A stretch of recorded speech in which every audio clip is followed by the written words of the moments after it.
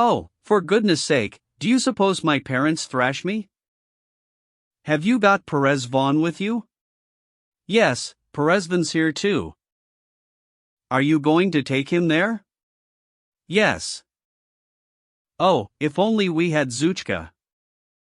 We can't take Zuchka. Zuchka does not exist. Zuchka has disappeared in the murk of obscurity. Oh, couldn't we do this? Smurov said, stopping suddenly. I mean, Ilyusha says that Zuchka also had a shaggy coat and was also that gray, smoky color Perezvan is, so couldn't we just tell him this is Zuchka, and perhaps he'll believe it? Schoolboy, abominate lies, that is number one, even in a good cause, number two. Though the main thing is that I hope you didn't tell anyone about my coming here. God forbid. Why, I understand the situation. But Perezvan won't cheer him up, Smurov sighed. Do you know what? That father of his, the captain, the Lufa, told us that today he was going to bring him a puppy, a real Medalyansky hound, one with a black nose. He thinks that will cheer Ilyusha up, but I doubt it, don't you? How is he, anyway, Ilyusha, I mean? Oh, bad, I think he's got consumption. He's fully conscious, only he breathes in this funny way. It's not a good way to breathe. The other day he asked to be helped to walk. We put his boots on for him, and he did walk a bit, but then he fell down. There, Papa, he said, I told you my old boots were no good. I've never been able to walk in them. You see, he thought he'd fallen down because of his boots, and it was really because of his weakness. He won't live out the week. Herzenstube calls. They're rich again now, they've got lots of money. The scoundrels. Who are? Doctors and all that medical riffraff, generally speaking, and, of course, particularly speaking, too. I reject medicine. It's a useless institution. As a matter of fact, I am conducting an investigation into it all. But tell me, what is all this sentimental business you've started over there? I believe your whole class goes there now? Not the whole of it, but about a dozen of us do, always, every day. It's nothing. What surprises me is the role played by Alexei Karamazov in it all. His brother is to be tried tomorrow or the day after for a crime like that, and yet he can spend so much time on sentimental business with some boys. It isn't sentimental business at all. Anyway, you yourself are going to see Ilyusha now in order to make it up with him. Make it up with him? A ridiculous expression. As a matter of fact, I permit no one to analyze my actions. But how glad Ilyusha will be to see you. He does not even imagine that you will come. Why has it taken you so long to decide to come and see him? Smurov exclaimed suddenly, with heat. Dear boy, that is my affair, not yours. I am going of my own accord, because such is my will, while you were all dragged over there by Alexei Karamazov, so there is a difference. And how do you know I'm going there in order to make it up with him? I may have quite different reasons. It's a stupid expression.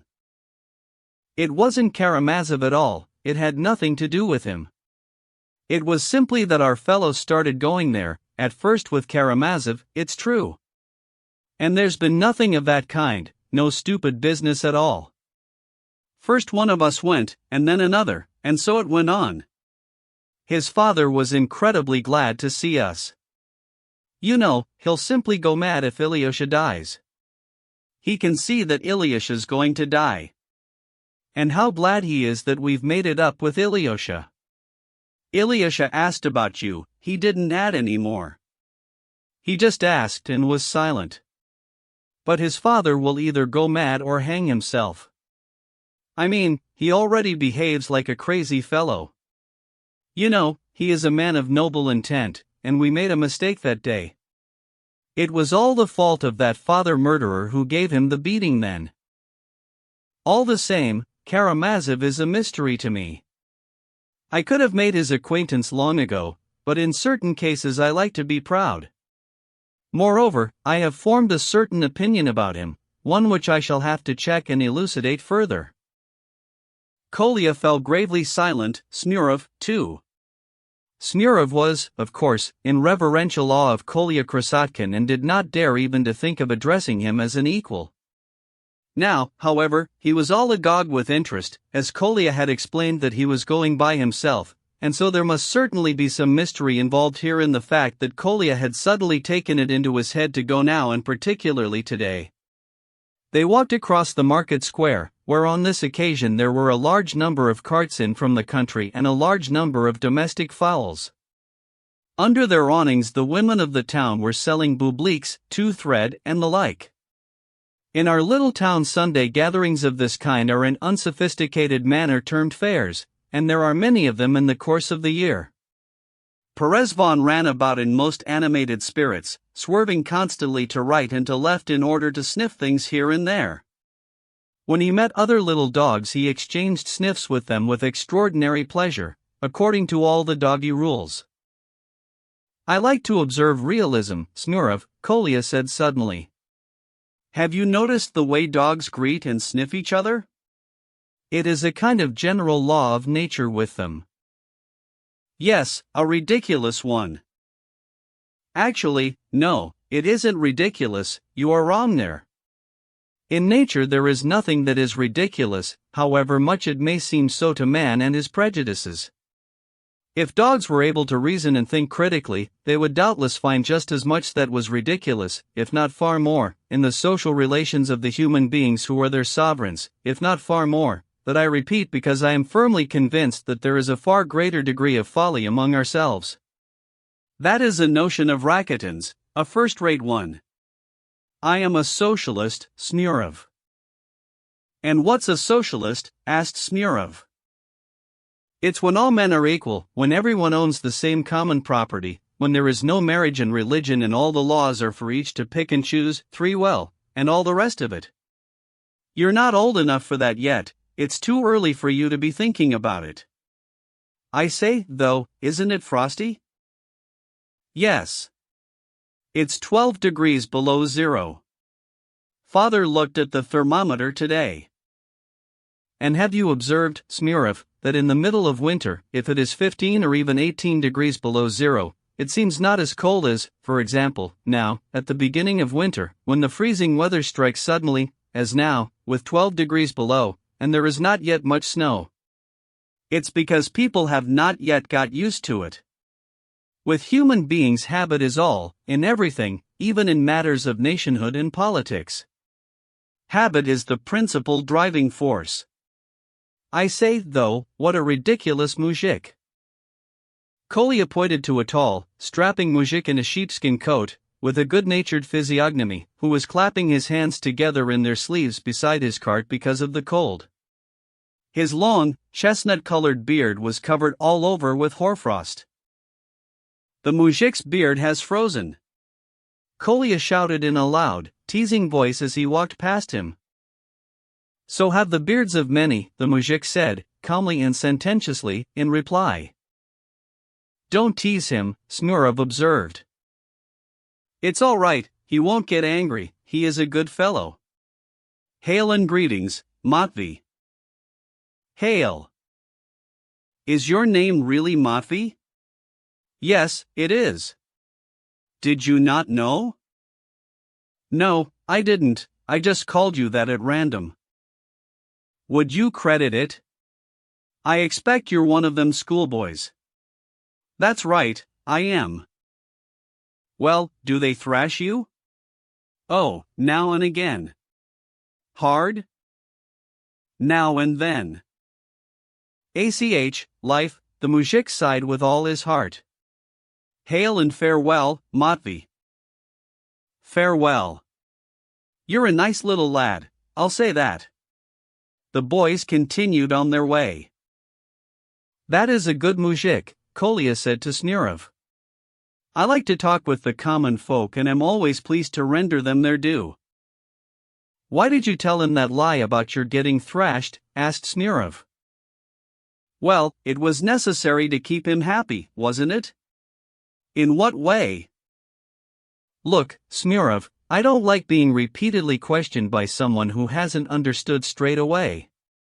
There are some things that cannot be explained. The way a muzhik sees it, schoolboys are thrashed and ought to be thrashed. What kind of a schoolboy is it who isn't thrashed, they think. And if I were suddenly to go and tell him that we aren't thrashed, well, it would upset him. However, I suppose you can't understand that. One has to know the art of talking to the common folk. Only please don't tease them, or else there'll be another bit of trouble like the one with that goose. Are you afraid, then? Don't laugh, Kolya, but yes, I swear to God I'm afraid. My father would be terribly angry. He's strictly forbidden me to play with you. Do not worry, on this occasion nothing will happen. Hello, Natasha, he cried to one of the market women under an awning. What do you mean, Natasha?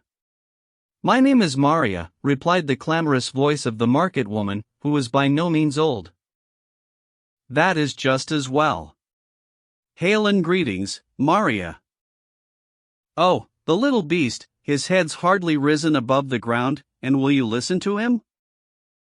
I've no time to talk to you now, you may tell me about it on Sunday, Kolya said, waving his arms as though it were she who was pestering him, and not the other way about. What will I tell you on Sunday? It was you who came up to me, and not the other way round, you bundle of tricks. Maria began to shout. You need a good thrashing, that's what, it's well known you're a rude little troublemaker. Among the other market women who were selling things on their trays beside Maria, laughter resounded, when suddenly, for no apparent reason, out from behind the arcade of the town shops leapt a certain vexed and irritated individual, who looked as though he might be a merchant's assistant, and not one of our own tradesmen, but from out of town, in a long blue kaftan, a cap with a peak, and still young, with dark chestnut curls and a long, pale, pock-marked face. He was in a state of inane agitation, and at once began to threaten Kolya with his fist. I know you, he exclaimed irritably, I know you. Kolya stared at him fixedly. He could not for the life of him remember having ever had any kind of skirmish with this man. But then, he had rather a lot of skirmishes with people in the street, and to remember them all was impossible. Oh, really, he said, ironically. I know you. I know you, the artisan kept repeating like a simpleton. So much the better for you. But I'm afraid I have no time, hail and farewell. What tricks are you up to? The artisan shouted. Are you up to your tricks again? I know you. Are you up to your tricks again? Whether I am up to my tricks or not, brother, is none of your business, Kolya said, coming to a halt and continuing to study the man. What do you mean, none of my business? Just that, none of your business. But whose is it, then? Whose? Tell me, whose is it? Well, brother, it's Trifon Nikitika's business now, and not yours. Who's Trifon Nikitik? The young man said with foolish astonishment, though still worked up, and stared at Kolya. Kolya gravely measured him with this gaze. Have you been to the Church of the Ascension? He suddenly asked him, sternly and insistently. What church is that? Why do you ask? No, I haven't been there, the young man said, somewhat taken aback. Do you know Sabanev? Kolya went on, even more sternly and more insistently. What Sabanev are you talking about? No, I don't know him. Well, to the devil with you, then. Kolya snapped suddenly and, taking a sharp turn to the right, quickly strode upon his way as though he viewed as being well beneath contempt the prospect of talking to a blockhead who did not even know Sabanev. Hey you, wait. What Sabanev do you mean? The young man said, having recovered himself, and again in a pitch of furious excitement. Why did he say that? He said, turning suddenly to the market women, looking at them stupidly. The market women burst out laughing. He's a queer one, that boy, one of them said. But who is he, this Sabanyev? The young man kept repeating violently, waving his right arm. He'll be the Sabanyev who used to work for the Kuzmichevs, that's who he'll be, one of the other market women suddenly guessed. The young man stared at her wildly. Kuzmichev, a second woman broke in. But why are you calling him Trifon? His first name's Kuzma, not Trifon, and the name the little fellow used was Trifon Nikitic, so it can't be him. His first name's not Trifon, and his last name is not Sabanyev, it's Chizhov, a third woman said, joining the fray. Until now she had been silent, listening gravely. Alexei Ivanovich he is by name and patronymic. Chizhov, Alexei Ivanovich. That's right, it's Chizhov, a fourth woman insistently confirmed. The utterly bewildered young man stared now at one, now at another. But why did he ask the question? Why did he ask it? Good women, he kept exclaiming almost in despair. Do you know Sabanyev, when the devil only knows who Sabanyev is? No, you silly man, we've told you, his name's not Sabanyev, but Chizhov, Alexei Ivanovich Chizhov, that's who he is, one of the women shouted at him sternly. Who is Chizhov? Well, who is he? Tell me, if you know. That tall chap with the runny nose who used to sit in the market last summer. And what would I be wanting with your Chizhov, good people, eh? How would I know what you want with him? Who knows what business you may have with him, another chimed in. You yourself must know what you wants with him, if you keep on ranting away like that. After all it's you he would have told, not us, you stupid man. Do you really not know him? Who? Chizhov. The devil takes his hide, this Chizhov, and yours too. I'll beat him black and blue, that I will. He's been making fun of me. Is it Chizhov you're going to beat black and blue? More likely he'll do it to you. You're a silly fool, that's what you are. No, you nasty, vicious woman, not Chizhov, it's the boy I'm going to beat black and blue, that I am. Bring him here to me, he's been making fun of me. The women laughed loudly. As for Kolya, he was by now striding away in the distance with a triumphant expression on his face. Smurov walked beside him, looking round at the shouting group far away. He was also in very high spirits, though he was still worried about ending up in an escapade with Kolya. Who is this Sabanyev you asked him about? He asked Kolya, sensing in advance what the reply would be. How would I know? Now they'll carry on shouting until evening. I like to shake up fools, whatever their stratum of society. Look, there's another blockhead, that muzhik there. Take note, there's a saying that goes, there is nothing more stupid than a stupid Frenchman, but the Russian physiognomy, too, belies itself. Well, is it not written on the face of that muzhik that he's a fool, eh? Leave him alone, Kolya, let us go past. Not on any account will I leave him alone, now that I'm getting into my stride. Hey! Greetings, muzhik. The hefty muzhik, who was slowly walking past and must already have had a drink or two, his face round and rather simple looking, his beard showing streaks of grey, raised his head and looked at the little fellow. Well, greetings, if you're not playing jokes, that is, he said unhurriedly in reply. And what if I am? Kolya laughed. If you are, then play them, and God be with you. It's all right, that is allowed. It is always allowed to play jokes. Then I am guilty, brother, for I was joking. Well, and may God forgive you. What about you? Do you forgive me?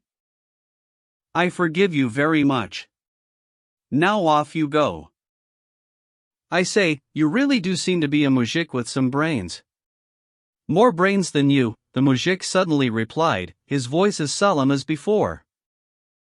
I wonder, Kolya said, rather taken aback. What I say is true.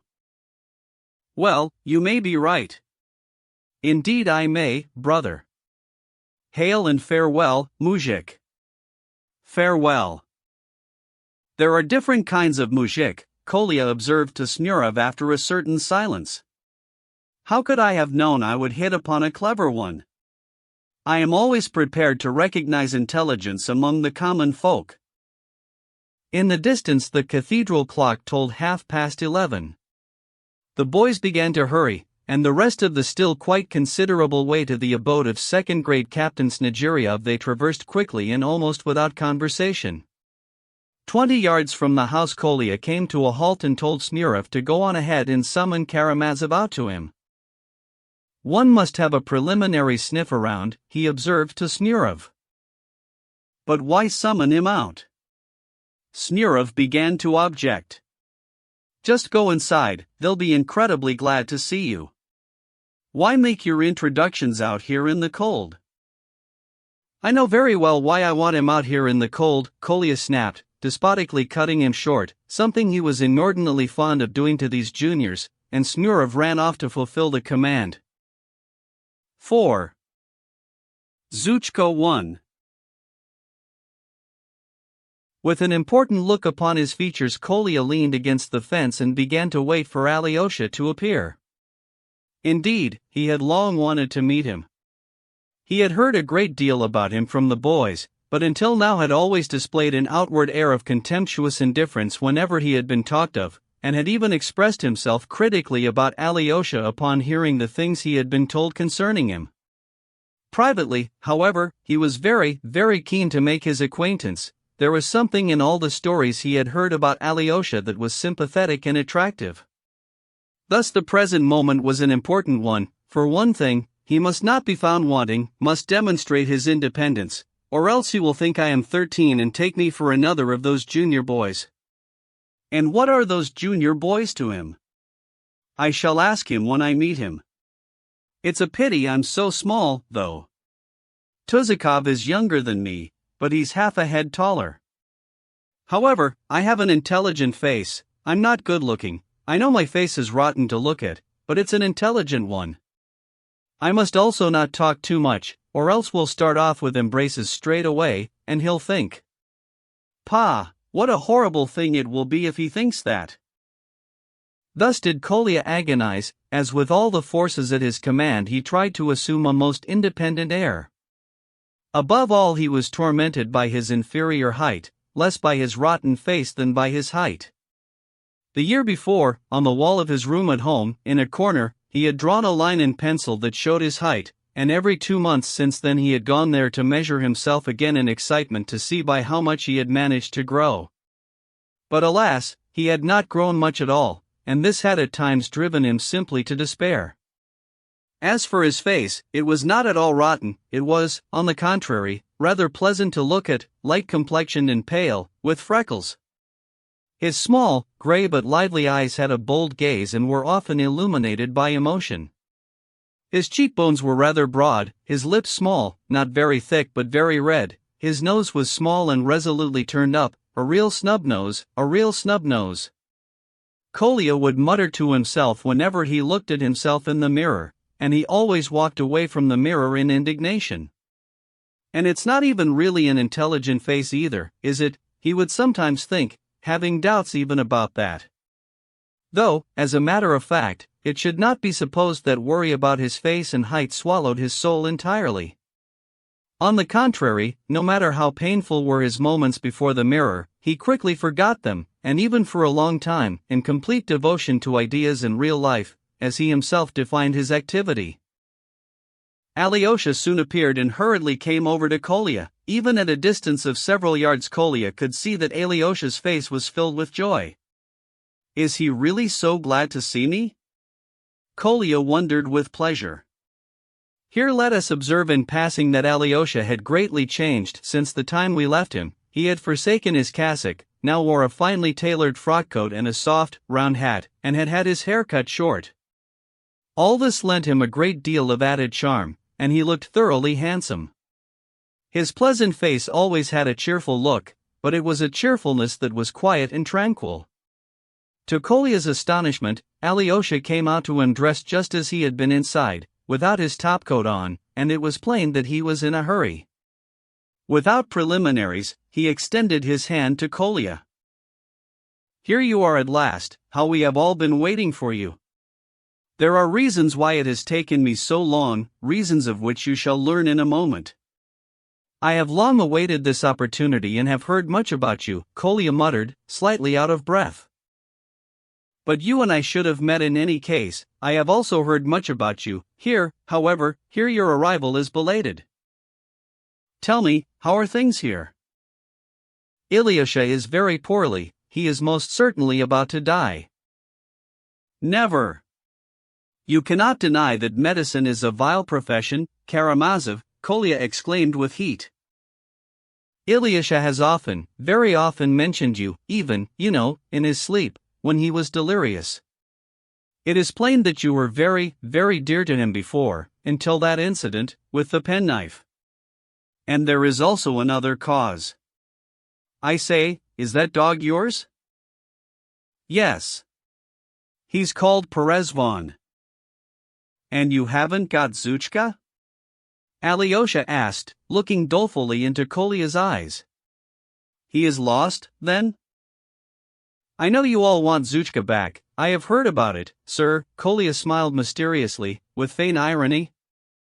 "Listen, Karamazov, I shall explain the whole thing to you. Indeed, that is the main reason why I have come here, and why I summoned you out, in order to give you a preliminary explanation of the whole passage before we go inside," he began animatedly.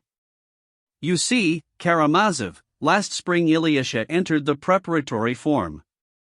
Well, everyone knows what our preparatory form consists of, junior boys, youngsters. They immediately began to tease Ilyusha. I am 2 forms higher up, and so, of course, I only saw it from a distance, from one side. What I saw was a small boy of feeble constitution who nonetheless refused to submit, who even fought back, proud, his eyes burning. I like boys like that. But they kept on and on at him.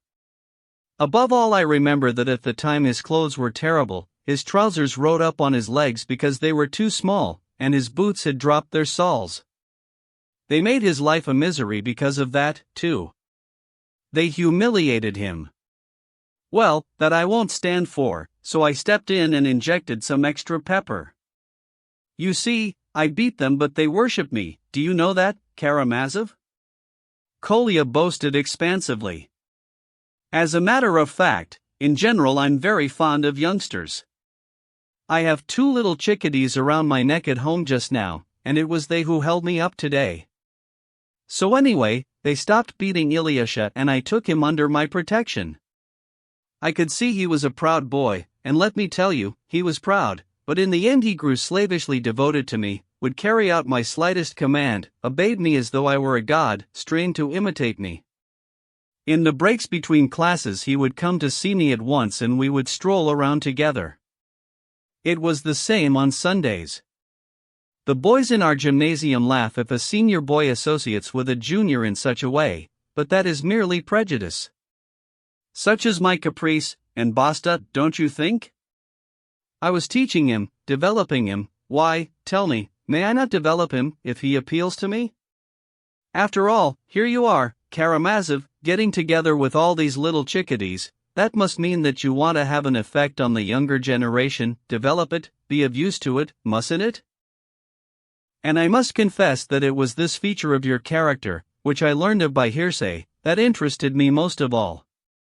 However, to the matter in hand, I noted the fact that within the boy there appeared to be developing a certain tender-skinned, sentimental quality, and I, have been a resolute foe of all milk-calf mush from the very day of my birth. And moreover, there were contradictions. He was proud, yet he was slavishly devoted to me, slavishly devoted, yet suddenly his eyes would flash and he would even refuse to agree with me, argue, climb up and down the walls with rage. I would sometimes proclaim my adherence to various ideas. It was not so much that he did not agree with my ideas as that he rose in personal mutiny against me because I responded with indifference to his mushy talk.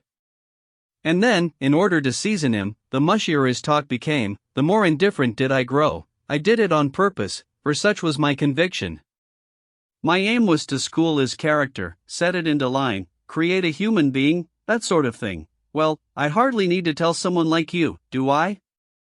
Suddenly I noticed that for 3 days in a row he was troubled, upset, not about mushy things now, but about something else, something more powerful and lofty. What's the tragedy? I wondered. I accosted him and discovered what it was all about. Somehow he had entered into contact with the lackey of your deceased father, who was then still alive, Smerdyakov, who had gone and taught the little fool a stupid trick, that is to say a brutal trick, a vile trick, to take a piece of bread, from the soft part of the loaf, stick a pin in it and throw it to some yard dog, the kind of dog that is always hungry and will swallow anything without chewing, and see what happens. So they made up a piece of bread like that and then threw it to that same shaggy-coated dog Zuchka, about which there is now such a fuss, a yard dog from some yard where the simple fact was that no one fed it and it spent all day barking to the wind. Are you fond of that stupid barking, Karamazov? I cannot abide it. Well, it rushed at the bread, swallowed it and then began to yelp, went round in circles and at last threw itself into flight, fled, yelping all the while, and disappeared. That was how Ilyusha himself described it to me. He confessed to me what had happened, wept and wept, put his arms round me, shaking all over, and saying, he yelped as he ran, he yelped as he ran, that was all he could say, so deeply had that scene appalled him. Well, I could see there were pangs of conscience there all right. I took them seriously. Above all, I wanted to give him a lesson in discipline because of the things he had been saying and doing previously, so that, I confess, I used cunning, pretended to be in a state of indignation I probably was not in at all. You have committed a dastardly deed, you are a scoundrel, and I shall not of course spread it around, but shall break off relations with you for the time being. I shall give this matter some thought and inform you through Smurov, the boy I was with when I arrived just now and who has always been devoted to me, whether I shall continue relations with you in the future or whether I shall shun you forever as a scoundrel.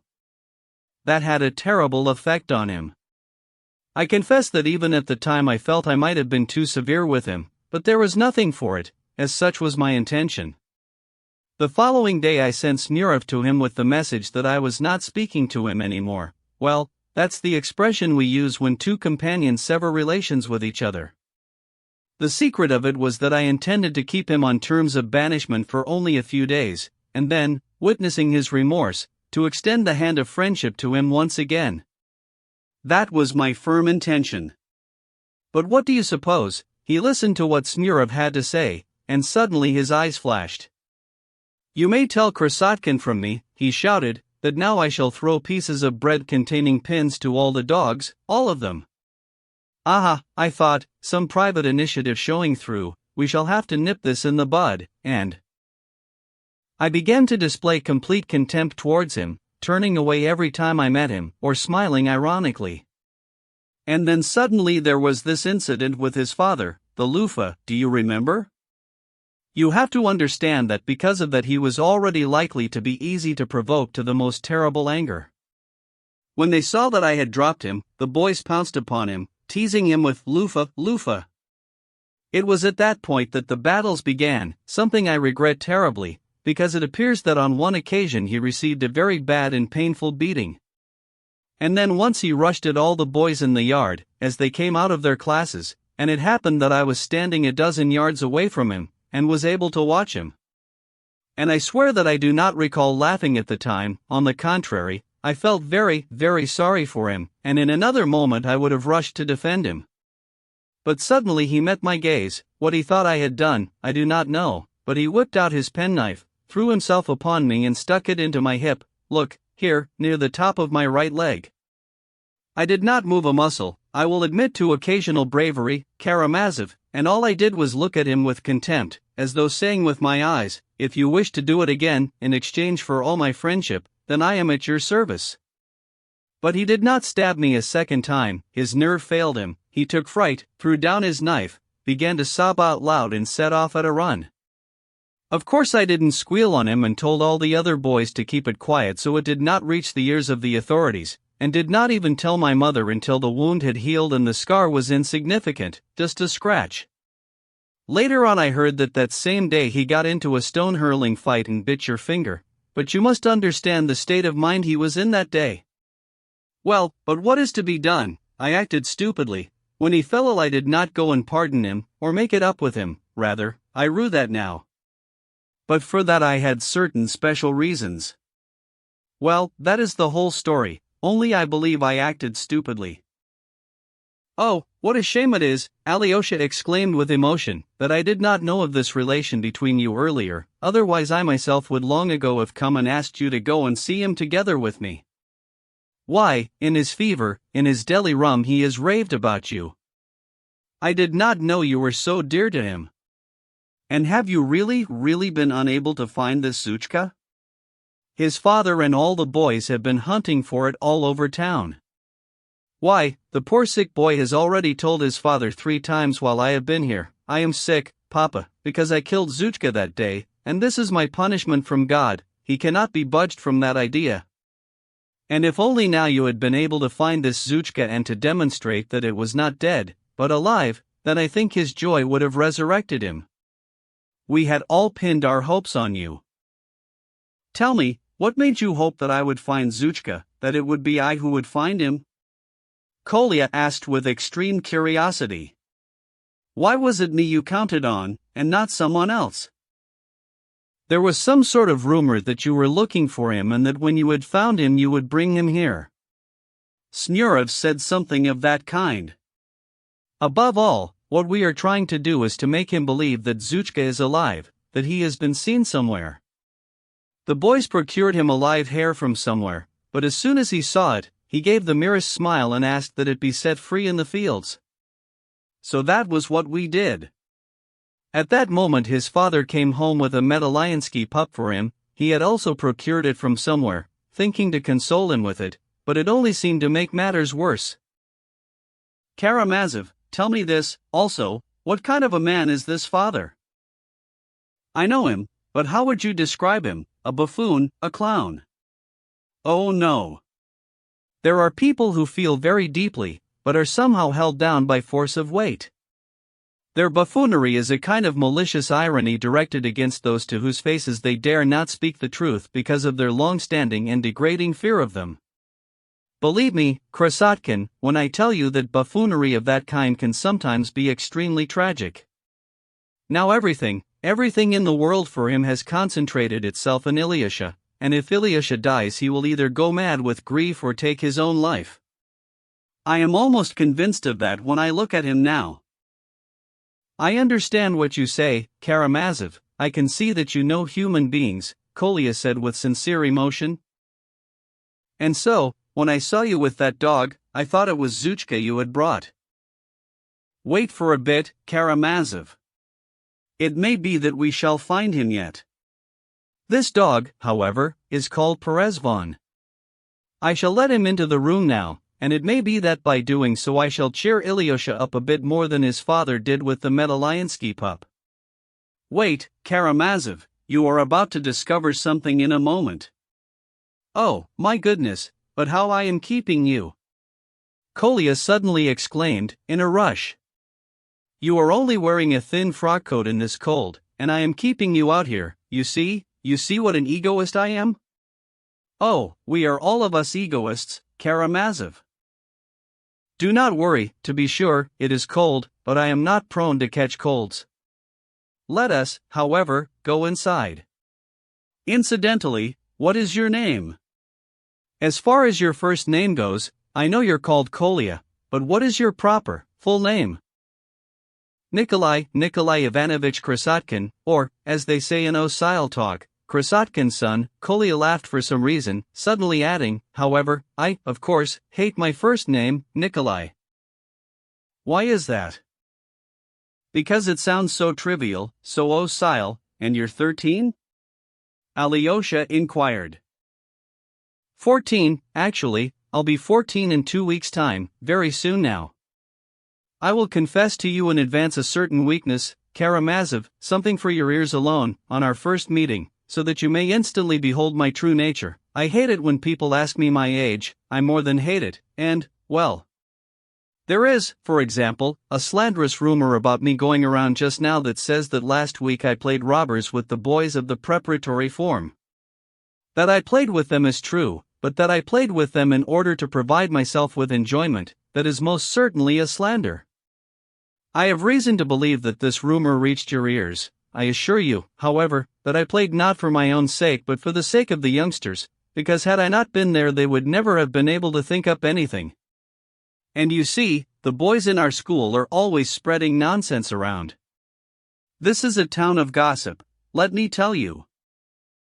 But what if you had played for your own enjoyment? What would be so bad in that? If I had done it for my own enjoyment, I'd. After all, you wouldn't play horses, would you? Why don't you look at it like this? Alyosha smiled. Take the example of adults who go to the theater. At the theater the adventures of all kinds of heroes are also represented, sometimes with robbers and scenes of martial conflict, so is not that really the same thing, in its own way, as it were? Young people who play at martial conflict in their hours of recreation, or who play at robbers, as you did, they are, after all, also engendering a kind of art, and a need for art is being engendered in their young souls, and these games are sometimes even more harmoniously composed than the spectacles one may see at the theater, the only difference being that people go to the theater to see actors, while here the young folk are themselves the actors. But that is only natural. Do you really think so? Is that your conviction? Kolya asked, gazing at him fixedly. You know, that is a rather interesting thought you have uttered. I shall now go home and bestir my brains in that regard. I will confess that I had been expecting to learn a few things from you. I came here in order to learn from you, Karamazov, Kolya said finally in a voice of heartfelt and expansive emotion. And I from you, Alyosha smiled, pressing his hand. Kolya was extremely well satisfied with Alyosha. He was struck by the fact that with him he was to the highest degree on an equal footing and that Alyosha spoke to him as to one of the very biggest. In a moment I shall show you a certain stunt, Karamazov, one that is also a theatrical performance, he laughed nervously. I came here to show you it. Let us first go in here to the left, where the owners of the house live. All your friends have left their topcoats in there, as the room is so crowded and hot. Oh, but I am only coming in for a moment, I shall go in and sit in my topcoat. Perezvon will stay out here in the passage and play dead, ICI, Perezvon, Ikush and die. Look, he is playing dead. And I shall first go in and spy out the lie of the land and then later, when it's time, I shall whistle ICI, Perezvon, and you'll see, he'll immediately come charging in like a scalded thing. Only we must see to it that Smurov does not forget to open the door at that moment. Now I shall make the necessary arrangements, and you shall see a stunt. 5. By Ilyusha's little bed. The room, already familiar to us, in which the family of our friend the retired second-grade Captain Snegiriov had its abode, was at that moment both airless and crowded because of the large audience that had assembled there. Several boys were sitting with Ilyusha on this occasion, and though they were all, like Smurov, eager to deny that it had been Alyosha who had got them to make it up with Ilyusha and had brought them together with him, this was none the less the case. The entire extent of his skill in this instance had been to bring them together with Ilyusha, one after the other, without any milk-calf mush and quite as though unintentionally and by chance. But this had brought enormous relief to Ilyusha in his sufferings. Witnessing the almost tender friendship and concern that was offered to him by each one of these boys, his previous foes, he was very moved. Only Krasotkin had failed to turn up, and this lay on his heart like a heavy yoke. If there was in little Ilyusha's bitter memories one that was the bitterest of all, then it was that entire episode with Krasotkin, who had been his sole friend and defender, and at whom he had rushed with his penknife that day. This was also the view of the rather intelligent Smurov, who had been the first to come and make it up with Ilyusha. But Krasotkin, when Smurov had obliquely informed him that Alyosha would like to come and see him on a certain matter, had immediately cut him short and rebuffed the approach, instructing Smurov to inform Karamazov without delay that he himself knew how to act, that he did not require advice from anyone and that if he were to go and see the sick boy then he himself would know best when to do it, as he had his own considerations. This had been some 2 weeks before the present Sunday, and it was why Alyosha had not gone to see him as he had intended. As a matter of fact, though he had bided his time, he had nonetheless sent Smurov to Krasotkin once more, and then once more again. On both those occasions he had, however, responded with the most impatient and abrupt refusal, telling Alyosha that if he were to come for him he would never go and see Ilyusha, and would not want to be bothered again. Even until the very day before, Smurov did not know that Kolya had decided to visit Ilyusha this morning, and only the previous evening, while saying goodbye to Smurov, Kolya had suddenly abruptly told him to wait for him on the morrow at home, as they would both be going to see the Snegiriovs together, but that he must not dare to let anyone else know about his intended arrival there, as he wished it to be a surprise. Smurov had obeyed. But the hope that he might bring with him the lost Zhuchka had established itself within Smurov on the foundation of some words thrown away in passing once by Krasotkin to the effect that they're all a lot of asses if they can't find the dog, assuming it's alive. But when Smurov had timidly, having waited for a suitable occasion, dropped an allusion to Krasotkin as to his guess concerning the dog, Krasotkin had suddenly flown into a dreadful temper, saying, "What kind of an ass do you think I am, to go looking for other people's dogs all over town when I have my own Perezvon? And is it reasonable to hope that a dog that has swallowed a pin can still be alive? Milk calf mush, that's all it is." And all the while, for some 2 weeks now, Ilyusha had lain on his little bed in the corner, near the icons. He had not attended classes ever since the time he had encountered Alyosha and bitten his finger. As a matter of fact, his illness had begun that day, even though he had managed to walk about the room and in the passage now and again on the rare occasions when he had risen from his bed. In the end he had become completely helpless, unable to move without his father's help. His father trembled with concern over him, even stopped drinking altogether, almost went out of his mind with fear that his son would die, and often, especially after he had led him about the room by the arm and put him back in his bed again, would suddenly run out into a dark corner of the passage and, leaning his forehead against the wall, begin to sob in a kind of shuddering, overflowing lamentation, stifling his voice so that little Ilyusha should not hear his sobs. Re-entering the room, he usually began to try to find something with which to divert and console his dear son, telling him stories or comical anecdotes, or mimicking various comical people he had chanced to meet, even imitating animals and their comical howls and cries. But Ilyusha did not like it at all when his father put on affected airs and made a buffoon of himself.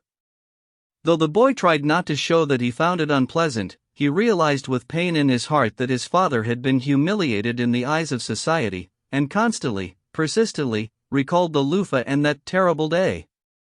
Ninotchka, the lame, meek and quiet sister of little Ilyusha, also did not like it when her father put on affected airs. As for Varvara Nikolaevna, she had long ago departed for St. Petersburg to attend courses at the university there, while the half-witted mother was always immensely amused, laughing with all her might whenever her spouse mimicked someone or affected certain comic gestures. This alone could make her happy. All the rest of the time she spent constantly grumbling and complaining that now everyone had forgotten her, that no one had any respect for her, that people insulted her, etc., etc. In the most recent days, however, she too seemed to have undergone a complete change. She frequently began to gaze at Ilyusha in the corner and would start to brood. She became much more reticent and subdued, and if she did start crying she did it quietly, so that no one should hear. The second-grade captain noticed this change in her with bitter bewilderment. At first the visits of the boys did not appeal to her and only made her angry, but after a while the merry cries and stories of the children began to entertain her, too, and in the end she enjoyed it all so much that if those boys had ceased to visit she would have grown dreadfully melancholy. Whenever the children told stories or began to play games, she would laugh and clap her hands. Some she would call to her side, and kiss. She took a particular liking to Smurov.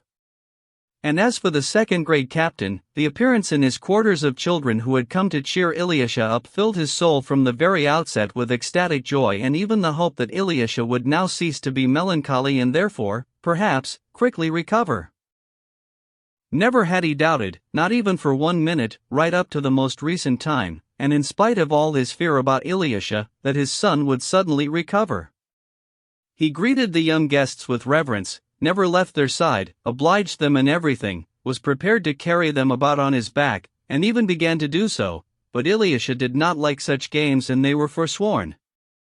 He began buying them little presents of honey cakes or nuts, made tea for them and buttered slices of bread for them. It should be noted that throughout the whole of this time he was always in funds. Exactly as Alyosha had predicted, he had accepted the 200 rubles from Katerina Ivanovna. Then Katerina Ivanovna, having learned in more detail of their circumstances and of Ilyusha's illness, had herself visited their quarters, made the acquaintance of the whole family and had even succeeded in charming the second-grade captain's half-witted wife. From that day on her hand had not stinted its generosity, and the second-grade captain himself, crushed with horror at the thought that his son might die, forgot his earlier honor and meekly accepted her alms.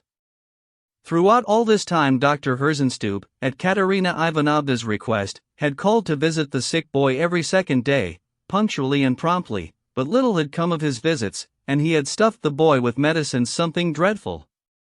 On this particular day, however, that is to say, on the present Sunday morning, a certain new doctor was awaited at the home of the second-grade captain, a doctor who had arrived from Moscow and was there considered a celebrity.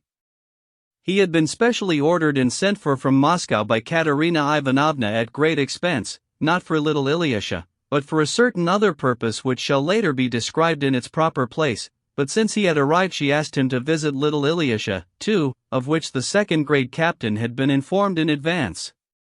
But as for the arrival of Kolya Krasotkin, he had had no presentiment of that at all, though he had long wished that this boy for whom his little Ilyusha so languished would indeed finally come to see them.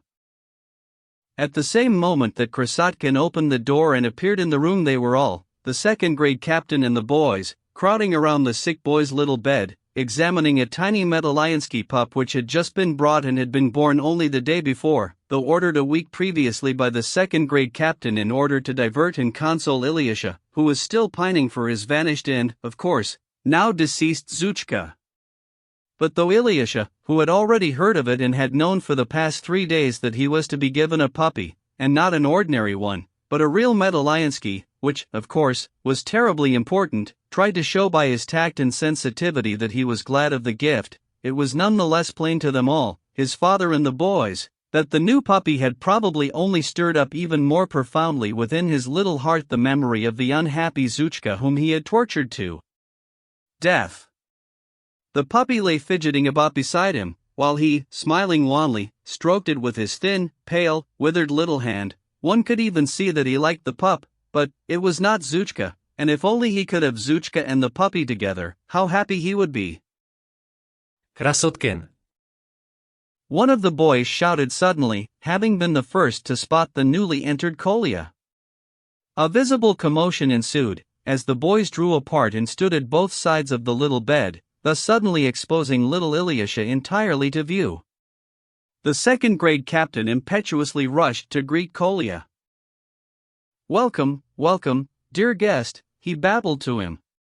"Ilyusha, Mr. Krasotkin has come to visit you." But Krasotkin, quickly giving him his hand, demonstrated in a flash his exceptional grasp of the social niceties. He instantly and before all else turned to the second-grade captain's spouse who was sitting in her armchair, and at that moment happened to be particularly displeased, grumbling that the boys were standing in the way of Ilyusha's bed, obstructing her view of the new puppy, very courteously bowed and scraped before her and then, turning to Ninotchka, performed to her, as the other lady present, a similar bow. This courteous action produced upon the invalid lady an uncommonly pleasant impression.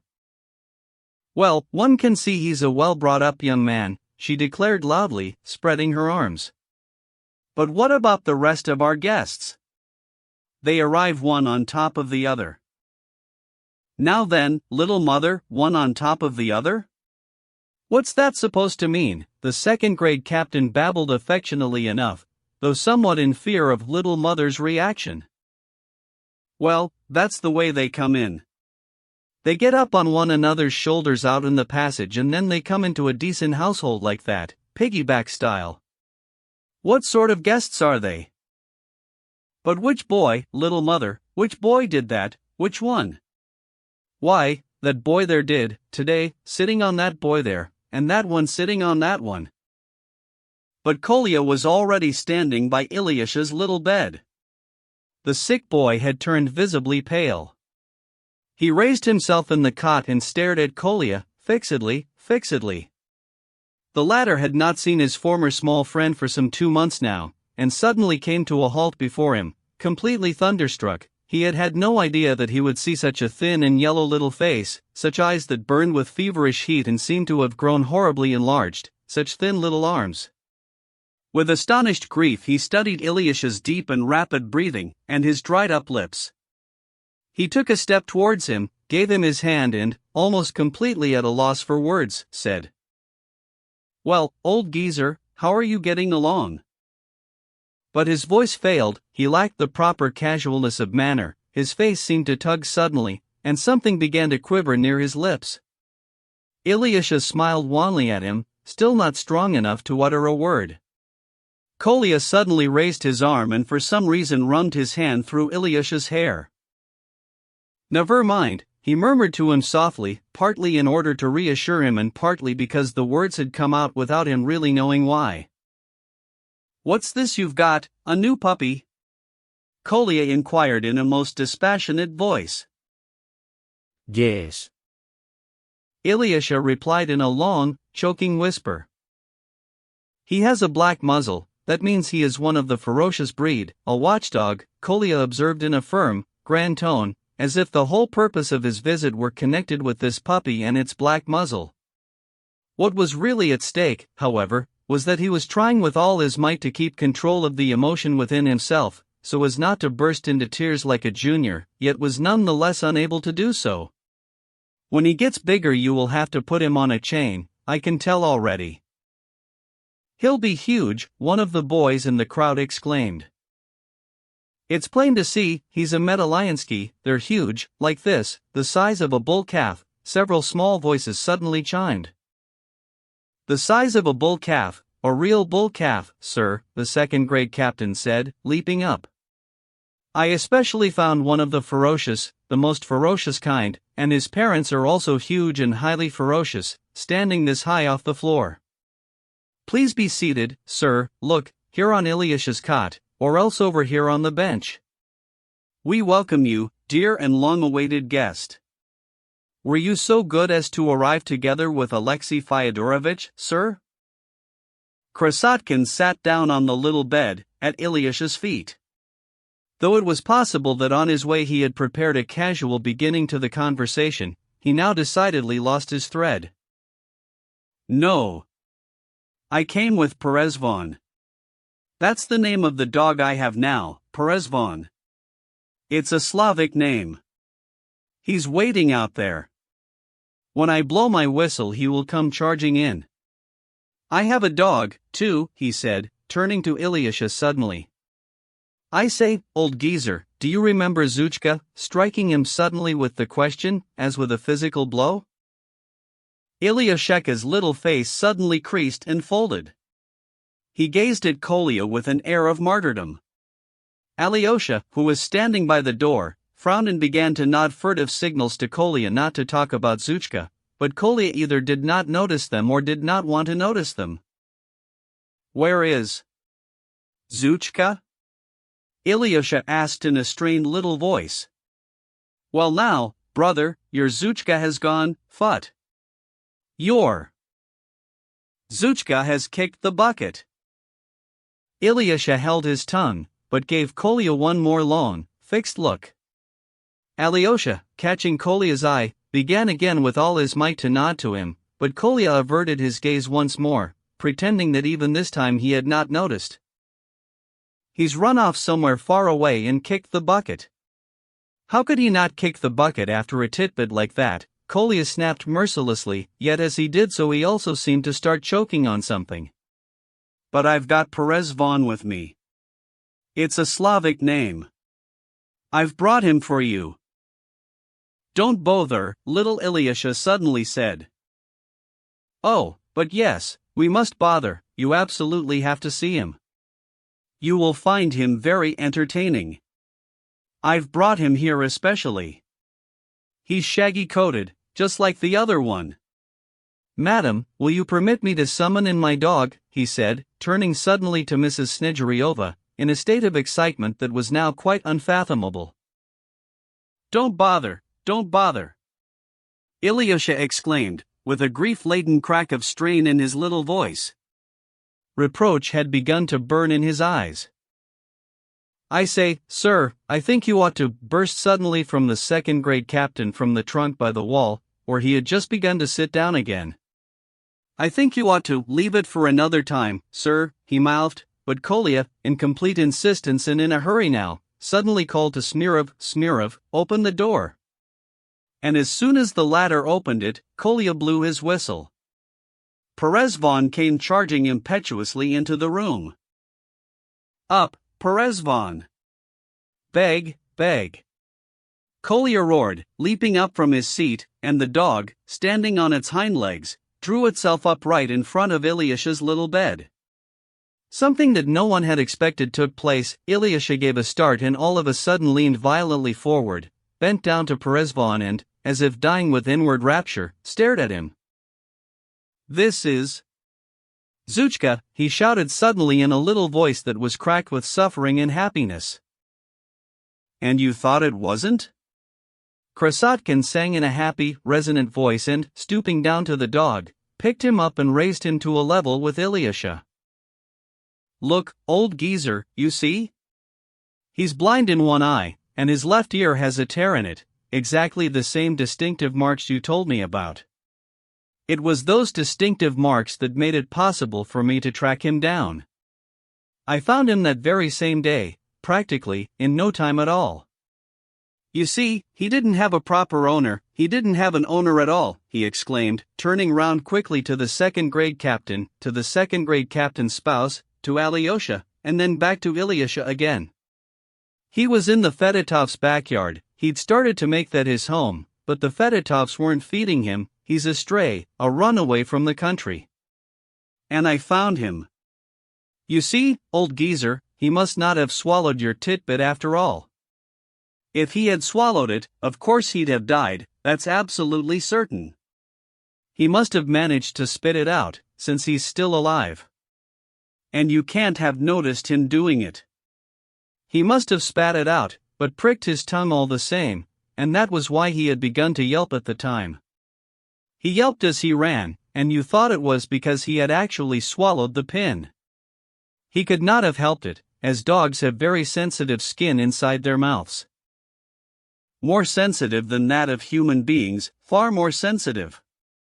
Kolya exclaimed violently, his face flushed and radiant with ecstasy. But Ilyusha was unable to say anything at all. He stared at Kolya with his large and somehow horribly bulging eyes, his mouth agape, and white as a sheet. Indeed, had the unsuspecting Krasotkin only known what an agonizing, murderous effect such a moment would have on the health of the sick boy, he would never on any account have pulled a trick of the kind he had just done. Alyosha was, however, probably the only person in the room who understood this. As for the second-grade captain, he seemed to have turned into the very smallest of small boys. "Zhuchka! So this is Zhuchka," he cried in a blissful voice. "My dear Ilyusha, why, this is Zhuchka, your Zhuchka. Little mother, why, it is Zhuchka." He was very nearly in tears. "And I never even guessed," Smirov exclaimed ruefully.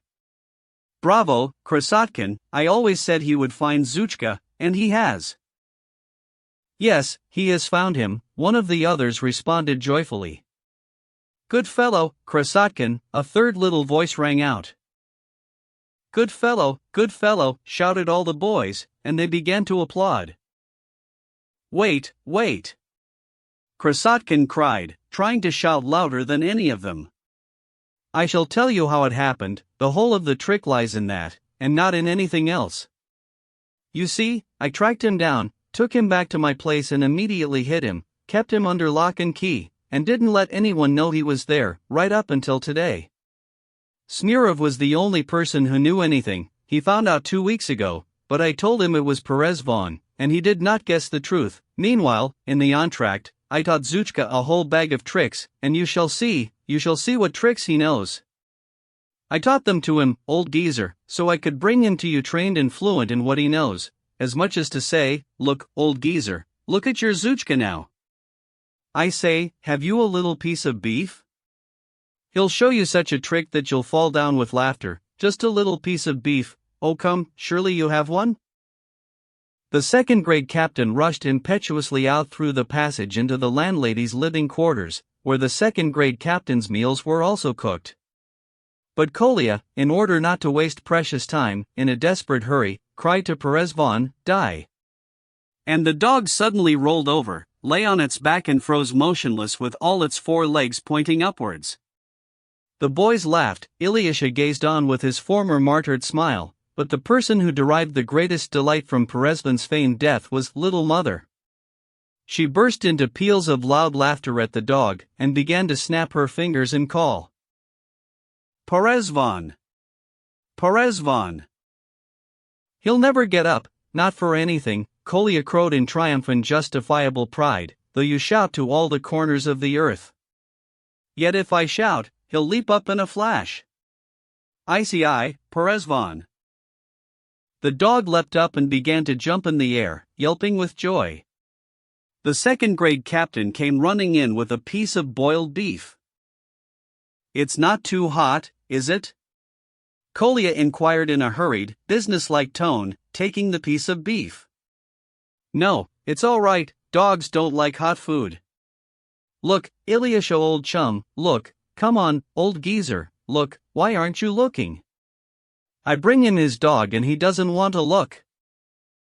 The new trick consisted in placing the tasty morsel of beef on the outstretched muzzle of the motionlessly standing dog. The unhappy hound had to stand without moving with the morsel on his nose for as long as his master commanded, and to stay there, never budging, for up to half an hour. Perezvon, however, was sustained in his position for only the very briefest of brief moments. "Take it!" Kolya shouted, and in a single flash the morsel flew from the muzzle to the mouth of Perezvon. It went without saying that the audience gave cries of ecstatic wonder. "And did you really put off coming here all this time merely in order to train the dog?" Alyosha exclaimed with involuntary reproach. "Only because of that," Kolya shouted in a most ingenuous manner. "I wanted to show him off in all his glory." "Perezvon! Perezvon!" cried Ilyusha, who had suddenly started to snap his thin little fingers, beckoning the dog. "You don't need to do that. Just let him jump up onto your bed himself. I, Perezvon." Kolya gave the bed a slap, and Perezvon flew like an arrow up to Ilyusha. The latter impetuously embraced the dog's head in both arms, and in a flash Perezvon was licking him all over one side of his face. Ilyusha pressed himself against him, stretched out on his little bed and hid his face from them all in the dog's shaggy coat. Merciful Lord, the second-grade captain exclaimed. Kolya squatted down on Ilyusha's bed again. "Ilyusha, I have one more trick to show you. I've brought you a toy cannon. Do you remember, I told you about it that day, and you said, oh, if only I could see it. Well, I've got it with me now." And Kolya, hurrying now, took the miniature bronze cannon out of his satchel. The reason for his hurry was because he, too, was very happy. On another occasion he would have waited for the effect produced by Perezvon to pass away, but now he was in haste, disdaining all restraint. "So you are happy, are you? Well, here is some more happiness." He himself was thoroughly intoxicated with it. "I had my eye on this little contraption for a long time when it belonged to the civil servant Morozov, for you, old geezer, for you. It wasn't doing anything in his home, he'd got it from his brother, and I swapped it with him for a book from Papa's book cupboard called A Kinsman of Mohammed, or Salutary Folly. 100 years old it was, dissolute stuff, published in Moscow in the days when there wasn't any censorship, and Morozov is a great reader of such things. You should have seen the way he thanked me." Kolya held the cannon up so that everyone could see it and take pleasure in it. Ilyusha raised himself on one elbow and, continuing to hug Perezvon with his right arm, studied the toy with admiration. The effect attained a high degree when Kolya announced that he had gunpowder, too, and that the cannon might be fired right away, if that will not alarm the ladies. Little Mother at once asked to be allowed to examine the toy at closer range, and her request was immediately granted. The small bronze cannon on wheels appealed to her greatly, and she began to roll it to and fro across her knees. In response to the request for permission to fire, she replied with the most complete consent, though failing to understand the import of the question. Kolya exhibited the gunpowder and the lead shot. The second grade captain, as a former military man, took charge of the loading arrangements himself, pouring out the very smallest portion of powder, and requesting that the lead shot be postponed to another occasion. The cannon was placed upon the floor, pointing into empty air. 3 grains of powder were crammed into the touch hole and were lit with a match. There was a most magnificent report.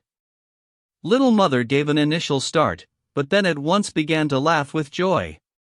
The boys gazed on in blissful exultation, but more blissful than any of them, as he gazed at Ilyusha, was the second grade captain. Kolya lifted up the cannon and immediately presented it to Ilyusha, along with the shot and powder. "I brought this for you, for you. I've been keeping it for you for ages," he said again, completely happy now. "Oh, why don't you give it to me?" "Yes, I think you ought to give it to me," Little Mother began to entreat suddenly, like a little girl. Her face displayed a pitiful expression of fear that she would not be given the toy. Kolya was embarrassed. The second grade captain began to grow uneasily excited. Little Mother," he said, leaping to her side, "the cannon is yours, but let Ilyusha look after it, as it has been given to him, but it is as good as yours. Ilyusha will always let you play with it, it will belong to you both, "No, I don't want it to belong to us both, no, I want it to be all mine, not Ilyusha's," Little Mother continued, on the verge of genuine tears now. "Mama, please take it, here, take it," Ilyusha cried suddenly. "Krasotkin, would it be all right if I gave it to Mama?" he said, suddenly turning to Krasotkin with imploring features, as though fearing that the latter might take offense because he had given his present to someone else. "Perfectly, all right." Krasotkin consented at once and, taking the cannon out of Ilyusha's hands, gave it to Little Mother with a most courteous bow. Little Mother actually burst into tears with emotion. "Dear Ilyusha, there's a dear boy who loves his mother," she exclaimed tenderly, and at once began again to roll the cannon to and fro across her knees. "Little Mother, let me kiss your dear hand too," said her spouse, leaping over to her, and at once carrying out his intention. "And if there's a dearest young man in all the world it is that kind boy," said the grateful lady, pointing to Krasotkin.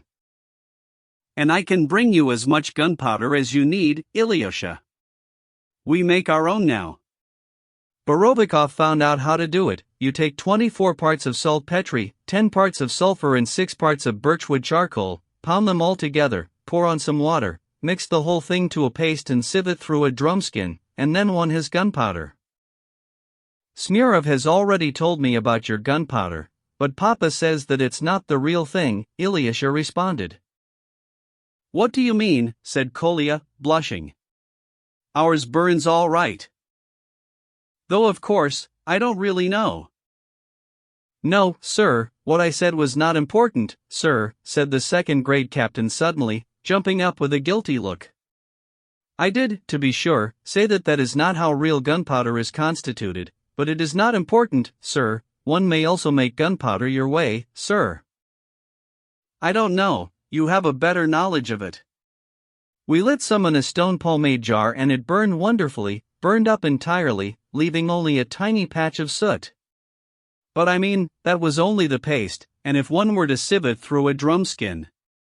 "No, really, you have a better knowledge of it, and I don't know, but Bulkin's father gave him a hiding because of our powder, did you hear?" he said suddenly, addressing Ilyusha. "Yes, I did," Ilyusha replied. He had been listening to Kolya with boundless interest and pleasure. We'd made up a bottle full of powder, and he was keeping it under his bed. His father saw it. It could explode, he said. And he gave him a thrashing right there and then. He said he was going to make a complaint to the gymnasium about me. He's not allowed to play with me now, none of the boys is. Not even Smurov's allowed to play with me. I've got a bad reputation with everyone, they say I'm a desperate character. Kolya smiled contemptuously. It all began with that business on the railway here. Ah, we heard about that passage of yours, the second-grade captain exclaimed.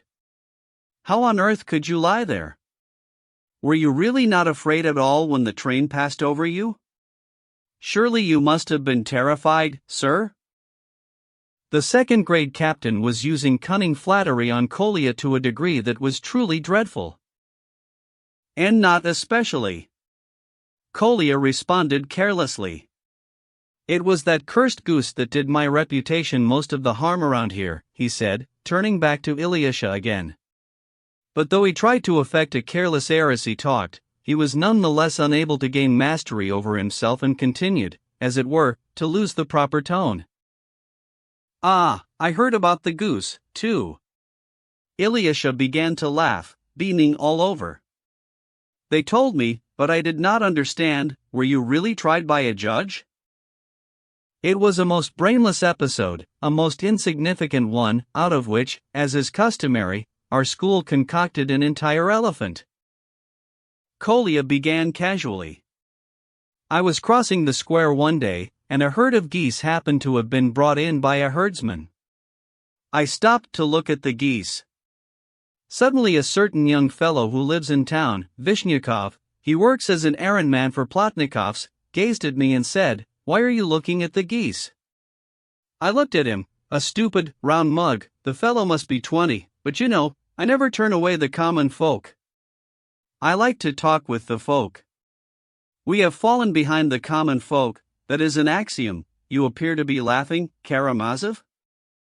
No, God forbid. I am all ears for what you have to say, Alyosha retorted with a most ingenuous air, and the suspicious Kolya was of an instant reassured.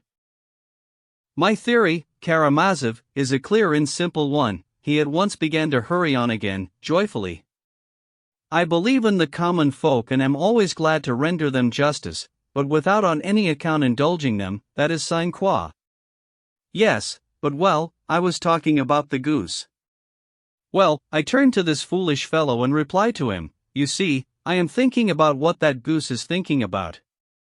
He stared at me in complete stupidity. And what is the goose thinking about? He said. Look, I said, there is a cart laden with oats. Some oats are falling out of one of the sacks, and that goose has stretched his neck right under the wheel and is pecking the grain, do you see? I see it very well, he said. Well then, I said, if one were to move that very same cart a trifle forwards now, would the wheel cut through the goose's neck or would it not? Sure as apples, he said, it would and all, and he grinned a smirky grin from ear to ear, fairly melted to a jelly. Well then, let us to it, I said, come along then, my good fellow. Right you are, he said. And it did not take us long to rustle up a plan of action. He stood unobtrusively beside the bridle, and I to one side, in order to make the goose go in the right direction. The muzhik who was in charge of the geese happened to have let his attention wander just then, was talking to someone, so I did not have to do anything at all to make the goose go the right way. It stretched out its neck for the oats under the cart of its own accord, right under the wheel. I winked to the young fellow, he gave the bridle a jerk, and crack, the goose's neck split in half. And then it just had to happen that at that same second all the muzhiks spotted us, well, and they all began to bawl together, you did that on purpose. No, I didn't. Yes, you did. Well, then they bawled, off to the Miravoy too with him, and they grabbed hold of me, too, you were involved in it, too, they said. You helped him, the whole of the market knows you. It's quite true, actually, the whole of the market does know me, for some reason, Kolya added, with vanity. So we all traipsed off to the house of the Miravoy, and the goose was taken along too. The next thing I saw was that my young fellow had got scared and started to blub like a woman. But the herdsman shouted, using that method a man could slaughter as many geese as he wanted. Well, of course, there were witnesses. The Mirovoy settled it all in a flash, the herdsman to receive a ruble for his goose, and the young fellow to be allowed to keep the goose. And for him not to indulge in jokes of that kind again in future. But the young fellow kept on blubbing like a woman. It wasn't my idea, he said, it was him that put me up to it, and he pointed at me. I replied with complete sang-froid that I had in no way put him up to it, that all I had done was to expound the basic idea, and had spoken merely in terms of a project. Mirovoy Nefedov smiled drily, and then at once got angry with himself for having smiled. I am going to recommend to the authorities of your school, he said, that you should not embark upon such projects in future, and concentrate instead upon your books and lessons.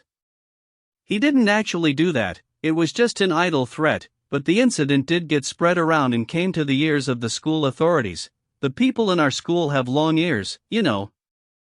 Our classics teacher. Kolbasnikov, 3 got particularly waxy, but Dardanelov stuck up for me again. But now Kolbasnikov is as vicious as a donkey with stomachache at us all. Have you heard, Ilyusha? He's got married, taken a dowry of 1,000 rubles from the Mikhailovs, and his bride is a mug-whirler 4 of the first order and the last degree.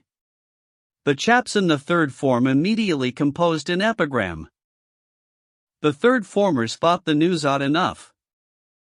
He has married, our messy old Kolbasnikov.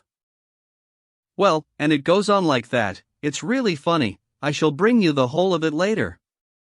I've no objection to Dardanelov, however, he's a man of knowledge, solid knowledge. Men like him I have respect for, though it's not because he stuck up for me. Anyway, you stymied him on that question of who founded Troy. Smurov suddenly inserted, decidedly proud of Krasotkin at this moment.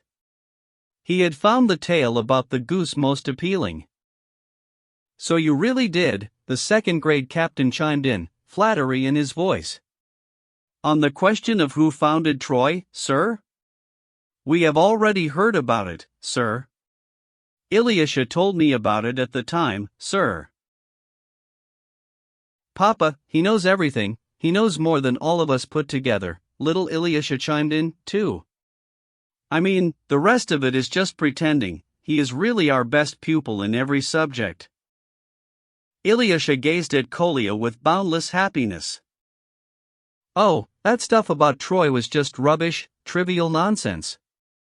I personally consider that question a trivial one, Kolya retorted with haughty modesty.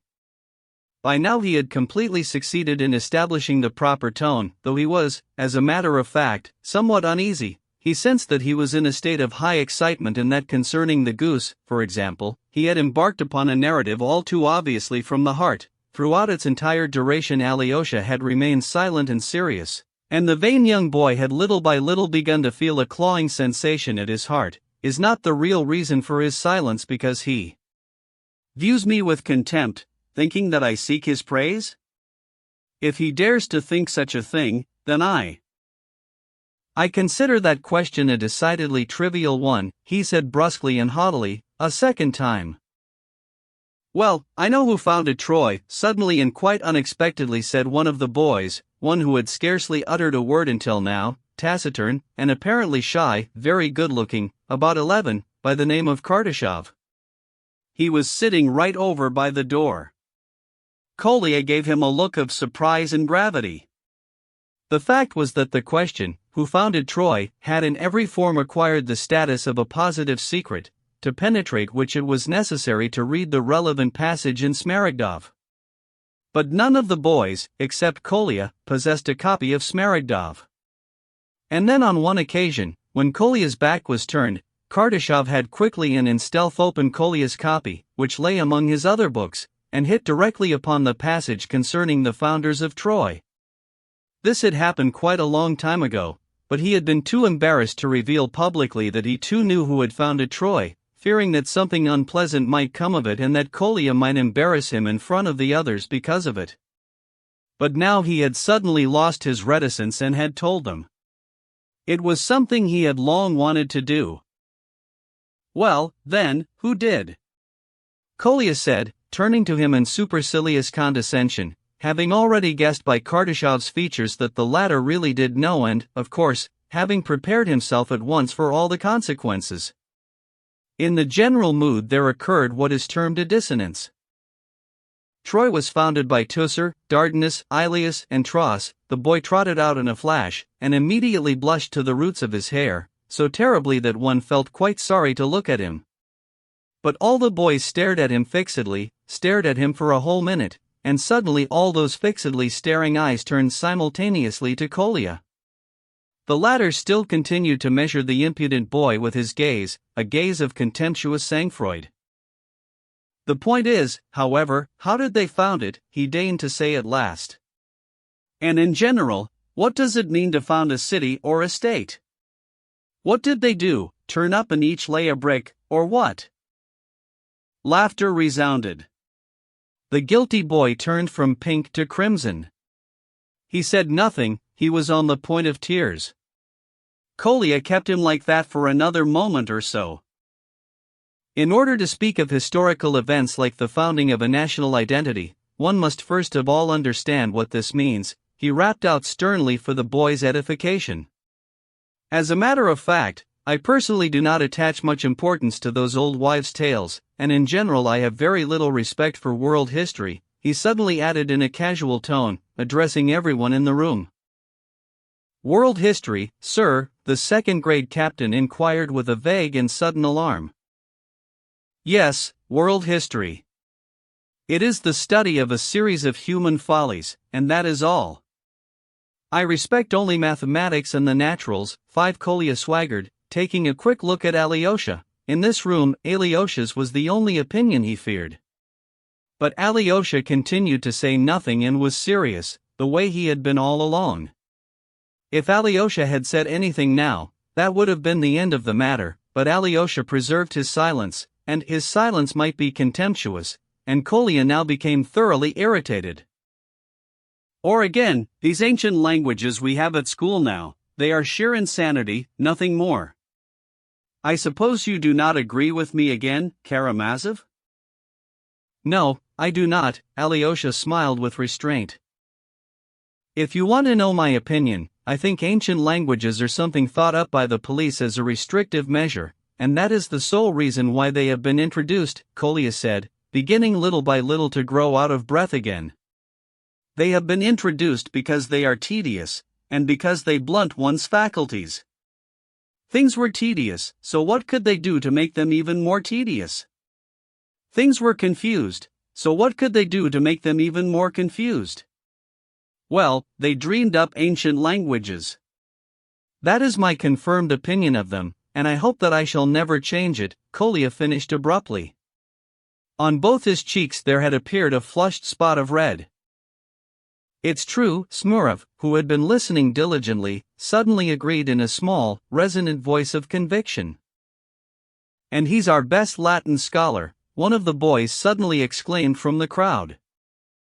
Yes, Papa, he says that, and he is top of our class in Latin, Ilyusha also retorted. So what if I am? Kolya said, considering it necessary to defend himself, though he had thoroughly enjoyed the praise. I swatted Latin because I have to, because I promised my mother to get the diploma, and because the way I see it, what I have begun I might as well do properly, even though in the depths of my soul I despise classical antiquity and all of that villainy. Are you not of the same opinion, Karamazov? But why is it villainy? Alyosha smiled drily again. Oh, for heaven's sake, look, the classics have all been translated into every conceivable language, so it follows that it's not for the sake of studying the classics that they need Latin, but rather solely as a restrictive police measure, in order to blunt our faculties. What is that if not a villainy? But who has taught you this? Alyosha exclaimed at last in astonishment. Well, for one thing, I myself am perfectly able to deduce it without having to think very hard, and for another, let me tell you that what I just told you about the classics having been translated was said out loud to the whole third form by our teacher, Mr. Kolbasnikov, himself. The doctor is here. Ninotchka, who had said nothing all this time, suddenly exclaimed. Indeed, up to the front gate of the house had driven the carriage that belonged to Mrs. Koklikova. The second-grade captain, who had been waiting for the doctor all morning, rushed out to the gate at full tilt to greet him. Little Mother gathered herself up and assumed an air of importance. Alyosha went over to Ilyusha and began to adjust his pillow for him.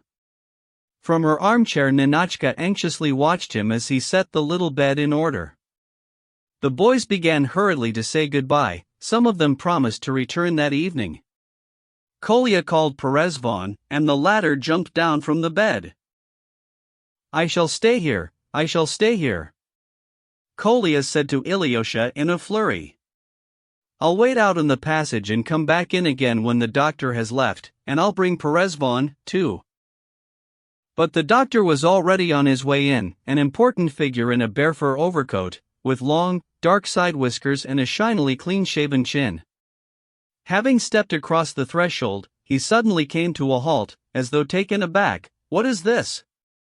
Where am I? He muttered, keeping his coat on and not removing his sealskin cap with its sealskin peak from his head. The crowd, the impoverished look of the room, the washing hung out in one corner on a line, had thrown him off balance. The second-grade captain doubled up before him. You are here, sir, you are here, sir, he muttered obsequiously. You are here, sir, in my quarters, sir, you have come to visit me, sir. Snigirayov, the doctor pronounced in a loud, important voice. Mr. Snigirayov, is that you? Oh yes it is, sir. Ah.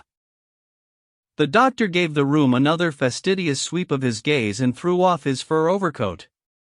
The important medal at his neck flashed them all in the face. The second-grade captain caught the fur overcoat in flight, and the doctor removed his cap. Where is the patient? He inquired loudly and pressingly. 6. Precocious development. How do you suppose? What will the doctor tell him? Kolya said in a quick patter. I say, though, what an ugly mug, don't you think? I cannot abide medicine. Ilyusha will die. I think that is already certain, Alyosha replied sadly. The scoundrels! Medicine is a scoundrel. I am, however, glad that I have got to know you, Karamazov. I have long wished to make your acquaintance. It is only a shame that we have met in such sorry circumstances. Kolya felt a great urge to say something even more impassioned, even more expansive, but something seemed to make him shiver inwardly. Alyosha noticed this, smiled and gave his hand a squeeze. I have long learned to respect in you a being of rare quality, Kolya muttered again, losing his thread and unsure of his words. I have heard that you are a mystic and have lived in the monastery. I am aware that you are a mystic, but that did not stop me. Contact with reality will cure you. With natures such as yours it cannot be otherwise. What do you mean, mystic? Cure me of what? Alyosha inquired, somewhat astonished. Oh, God, and all that sort of thing. Surely you do not mean to tell me that you do not believe in God? On the contrary, I have nothing against God. Of course, God is merely a hypothesis, but I recognize his necessity, for the sake of order, for the sake of universal order and so on, and if he did not exist, it would be necessary to invent him, Kolya added, beginning to redden. It had suddenly occurred to him that Alyosha might think he was anxious to exhibit his knowledge and to show what a big boy he was. But that is not what I want to do at all, Kolya thought with indignation. And he suddenly felt bitterly vexed. I confess that I cannot endure entering into all these wrangles, he snapped. After all, surely it is possible to love mankind without believing in God, would you not agree? Why, Voltaire did not believe in God, yet he loved mankind, did he not? Again, he thought to himself. Voltaire did believe in God, but I doubt if it was very much, and I doubt if he loved mankind very much either, Alyosha said in a quiet, restrained and perfectly natural voice, as though he were talking to someone who was his equal in years or even his senior.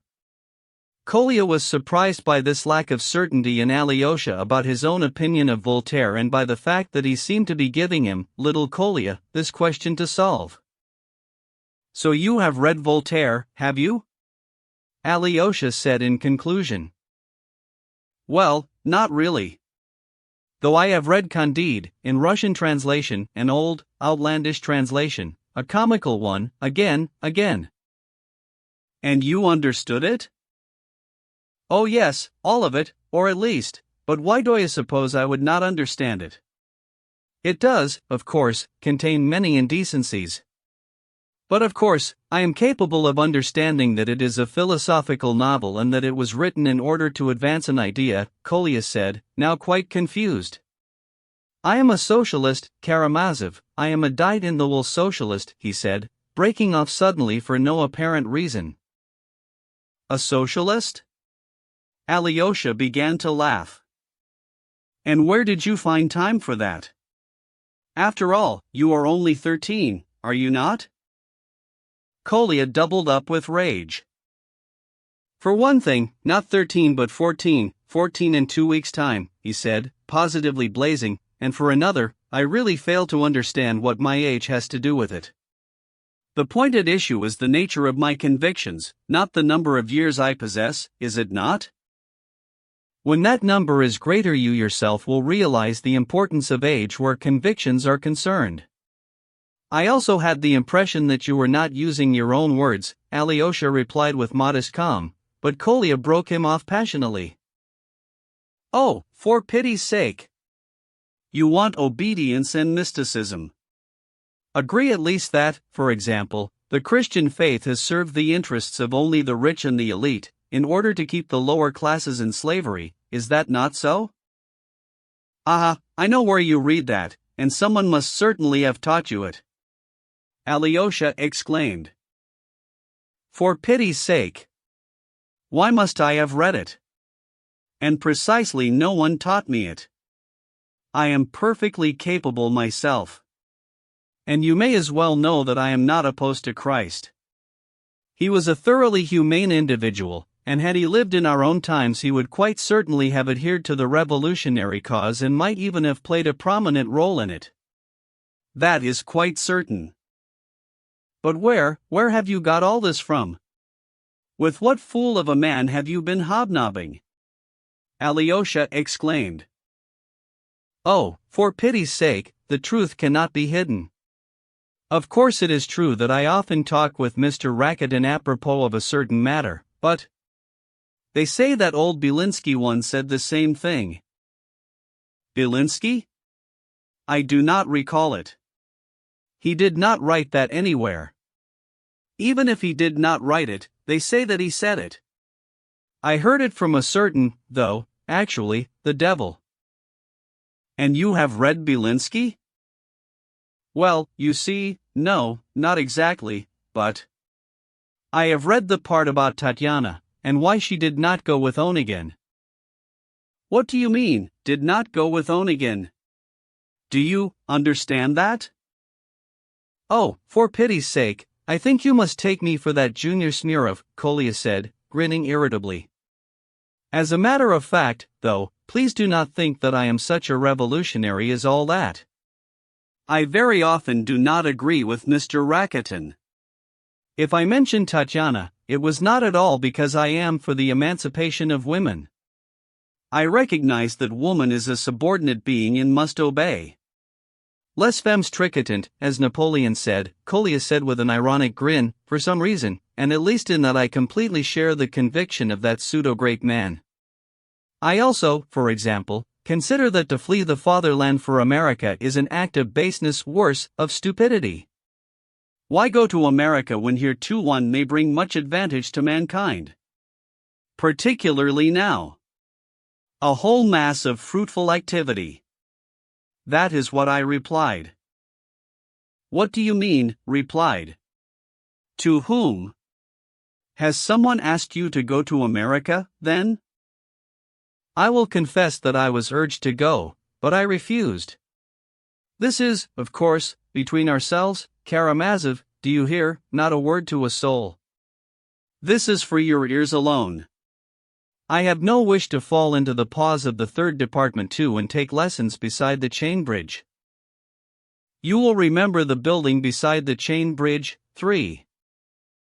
Do you remember? Is it not magnificent? What are you laughing at? You don't think I've been making it all up, do you? And what if he discovers that that issue of the Bell 4 is the only one there is in Father's book cupboard and that is the only thing in it I have read? Kolya thought fleetingly, but with a shudder. My goodness, no, I am not laughing, nor do I for one moment suppose that you have been telling me stories. In fact, that is the very reason why I do not suppose it, because it is all of it, alas, the precise truth. But tell me, what about Pushkin? Have you read anything by him? How about Onegin? After all, you were talking about Tatyana just now?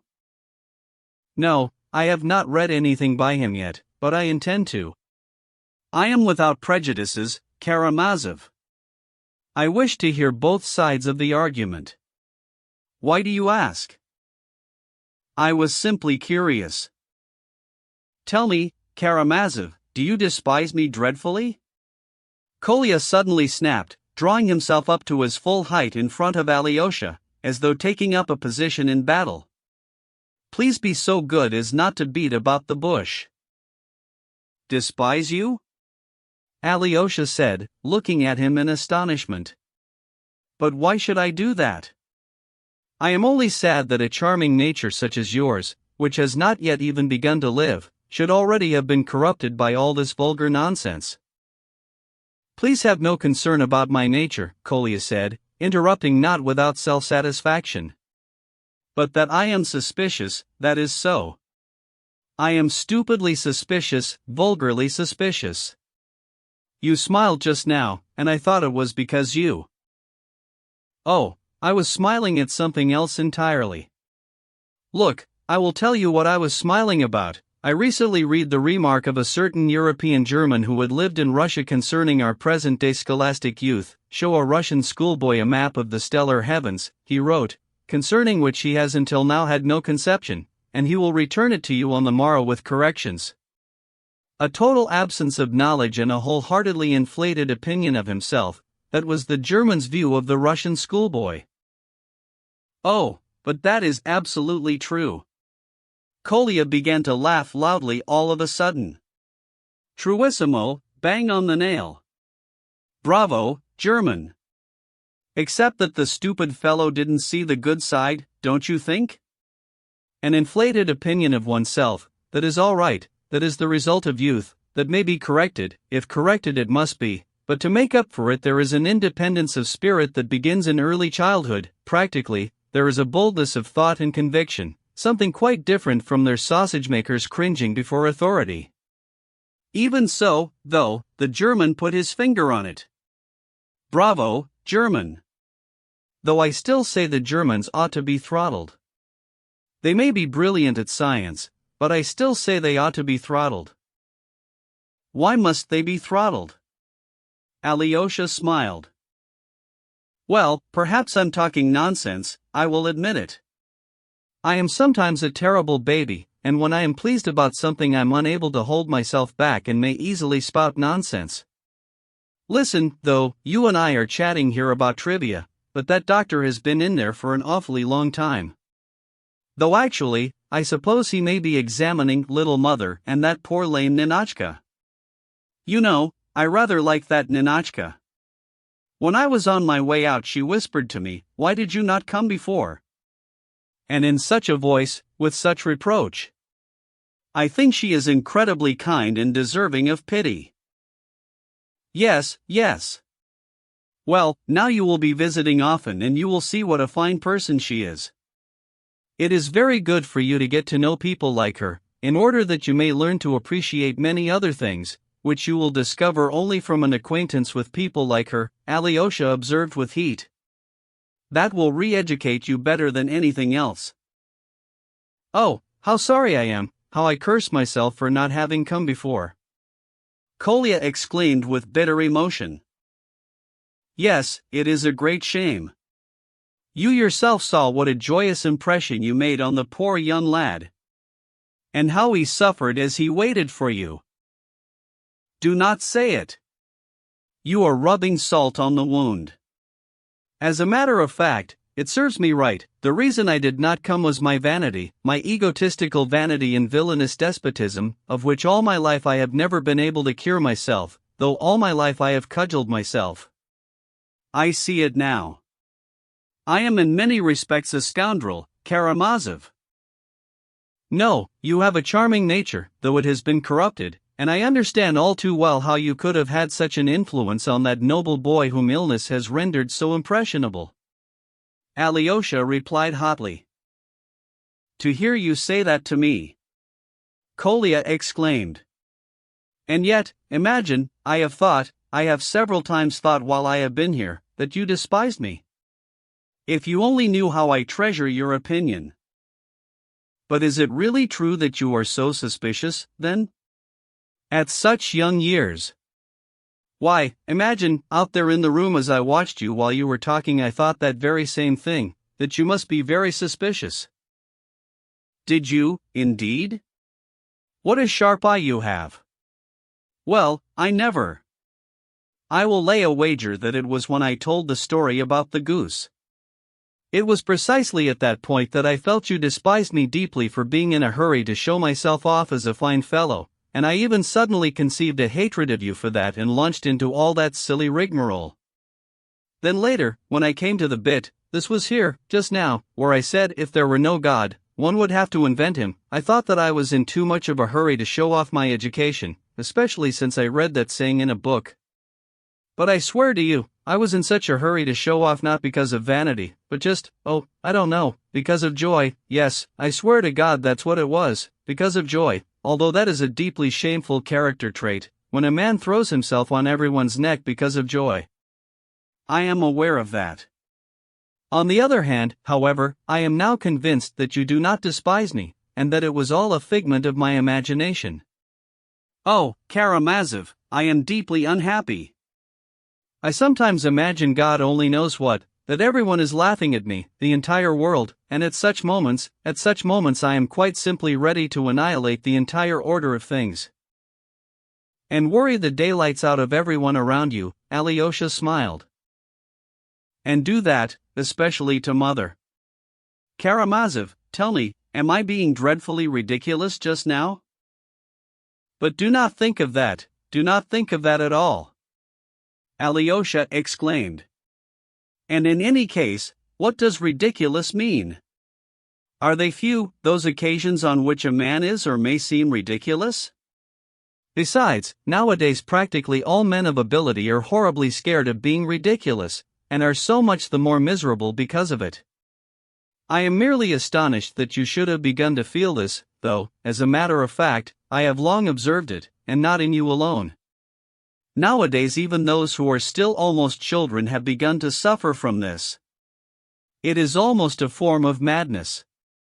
In this vanity the devil has assumed fleshly form and has crept into an entire generation. Yes, the devil, Alyosha added, without a trace of the mocking smile that Kolya, who was staring at him intently, supposed would follow.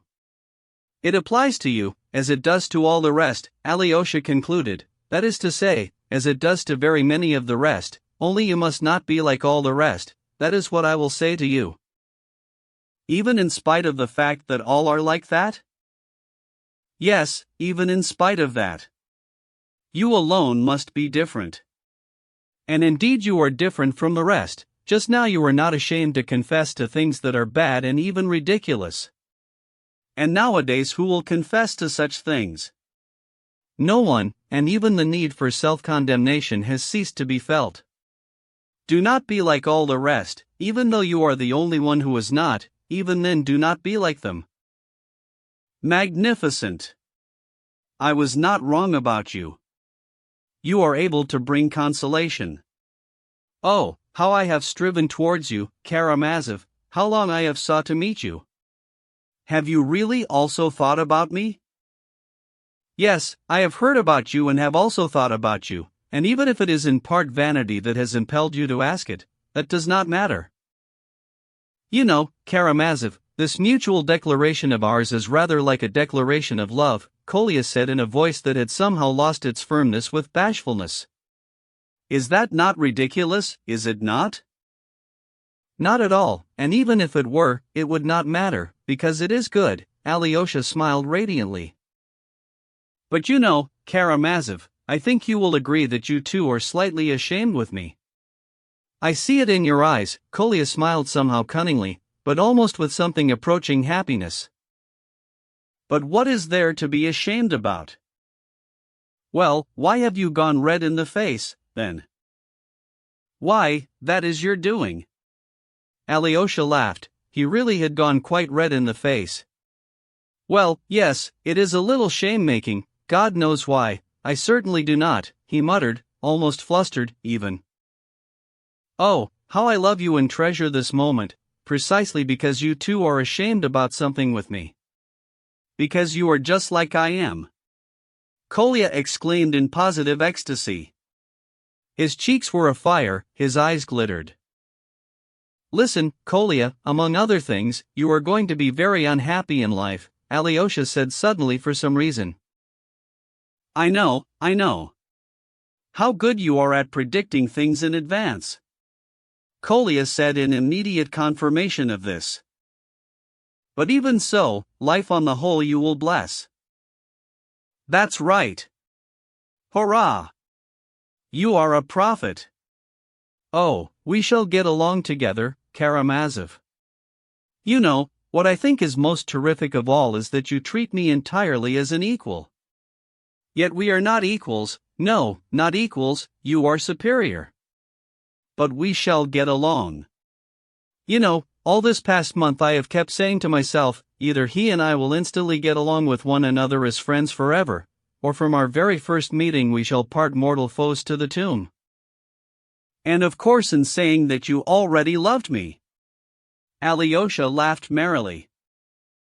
Yes, I did. I loved you dreadfully, I loved you and dreamed of you. And how can you tell all these things, anyway? But I say, here's the doctor. Oh Lord, what is he going to say? Look at his face. 7. Alyosha. The doctor emerged from the living room swathed in his fur coat once again and wearing his cap now. His face was almost angry and bore a fastidious expression, as though he were constantly afraid of getting himself dirty on something. He fleetingly cast his eyes about the passage and in doing so gave Alyosha and Kolya a stern look. Alyosha waved to the coachman from the doorway, and the carriage which had brought the doctor drove up to the front entrance. The second-grade captain ran out impetuously after the doctor and, bent double, almost cringing before him, stopped him for a last word. The face off the poor man bore a crushed appearance, his gaze frightened. Your Excellency, is there really no, he began, but did not conclude, nearly wringing his hands in despair, though still gazing at the doctor with a final plea, as though any word the doctor said now might really modify the sentence that had been pronounced on the poor boy. What is to be done? I am not God, the doctor replied in a voice that, while offhand, none the less had the imposing grandeur of habit. Doctor. Your Excellency, will it be soon? Prepare yourself for anything, the doctor rapped out, laying emphasis on each syllable and, lowering his gaze, himself prepared to step beyond the threshold in the direction of the carriage. Your Excellency, in the name of Christ, the second-grade captain said, stopping him again in fear. Your Excellency. Then is there really nothing at all that will save him now? It does not depend on me now, the doctor said impatiently. Although, in fact, he said, pausing suddenly in his tracks, if, for example, you were able to expedite your patient, right now and without a moment's delay, the words right now and without a moment's delay the doctor uttered not so much with sternness now, as with something approaching wrath, so that the second-grade captain even started to sire accuse, then. In consequence of the new and favorable climatic conditions, there might, perhaps, occur. Syracuse, the second-grade captain exclaimed, seeming as yet to take none of this in. Syracuse, that's in Sicily, Kolya suddenly snapped out, by way of explanation. The doctor gave him a look. Sicily. But sir, your excellency, the second-grade captain said, at a loss, why, you have seen. And he cast his arms around, indicating his surroundings. And what about little mother, and the family? And no, family not to Sicily, you must send your family to the Caucasus, early in the spring. Your daughter should go to the Caucasus, and your spouse, having undergone the water cure also in the Caucasus in view of her rheumatisms, immediately after to be expedited to Paris, to the clinic of the Docteur Psychiatre Lupel-Letier. I could give you the letter of introduction, and then, there might perhaps occur. But doctor. Why, you see, the second-grade captain cried suddenly with a wave of his arms again, indicating in despair the bare timbered walls of the passage. Well, that is not my affair, the doctor said with a sardonic smile. I have only said what science can say to your question of the last resorts, but as for the rest, to my regret. Do not be anxious, leech, my dog will not bite you, Kolya snapped out loudly, having noticed the somewhat uneasy gaze the doctor was directing at Perezvon, who was standing in the doorway. A note of anger had begun to sound in Kolya's voice. He had used the word leech, instead of doctor, on purpose and, as he declared later, in order to give offense. What did you say? The doctor said, jerking up his head and staring at Kolya in astonishment. Who is this? He said, turning to Alyosha suddenly, as though he were asking the latter to account for him. This is the master of Perezvon, leech, do not trouble yourself as to my identity, Kolya rapped out again. Zvon? The doctor echoed, failing to understand what Perezvon referred to. But knows not where he's gone. Goodbye, leech, I shall see you in Syracuse. Who is this? Who, the doctor said, seething up dreadfully all of a sudden.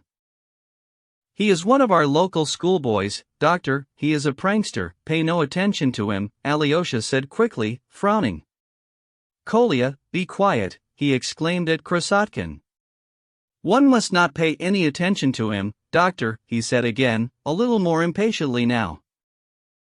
A thrash-ang, he needs a thrash-ang, shouted the doctor, who was by now for some reason in a quite excessive lather, and had begun to stamp his foot.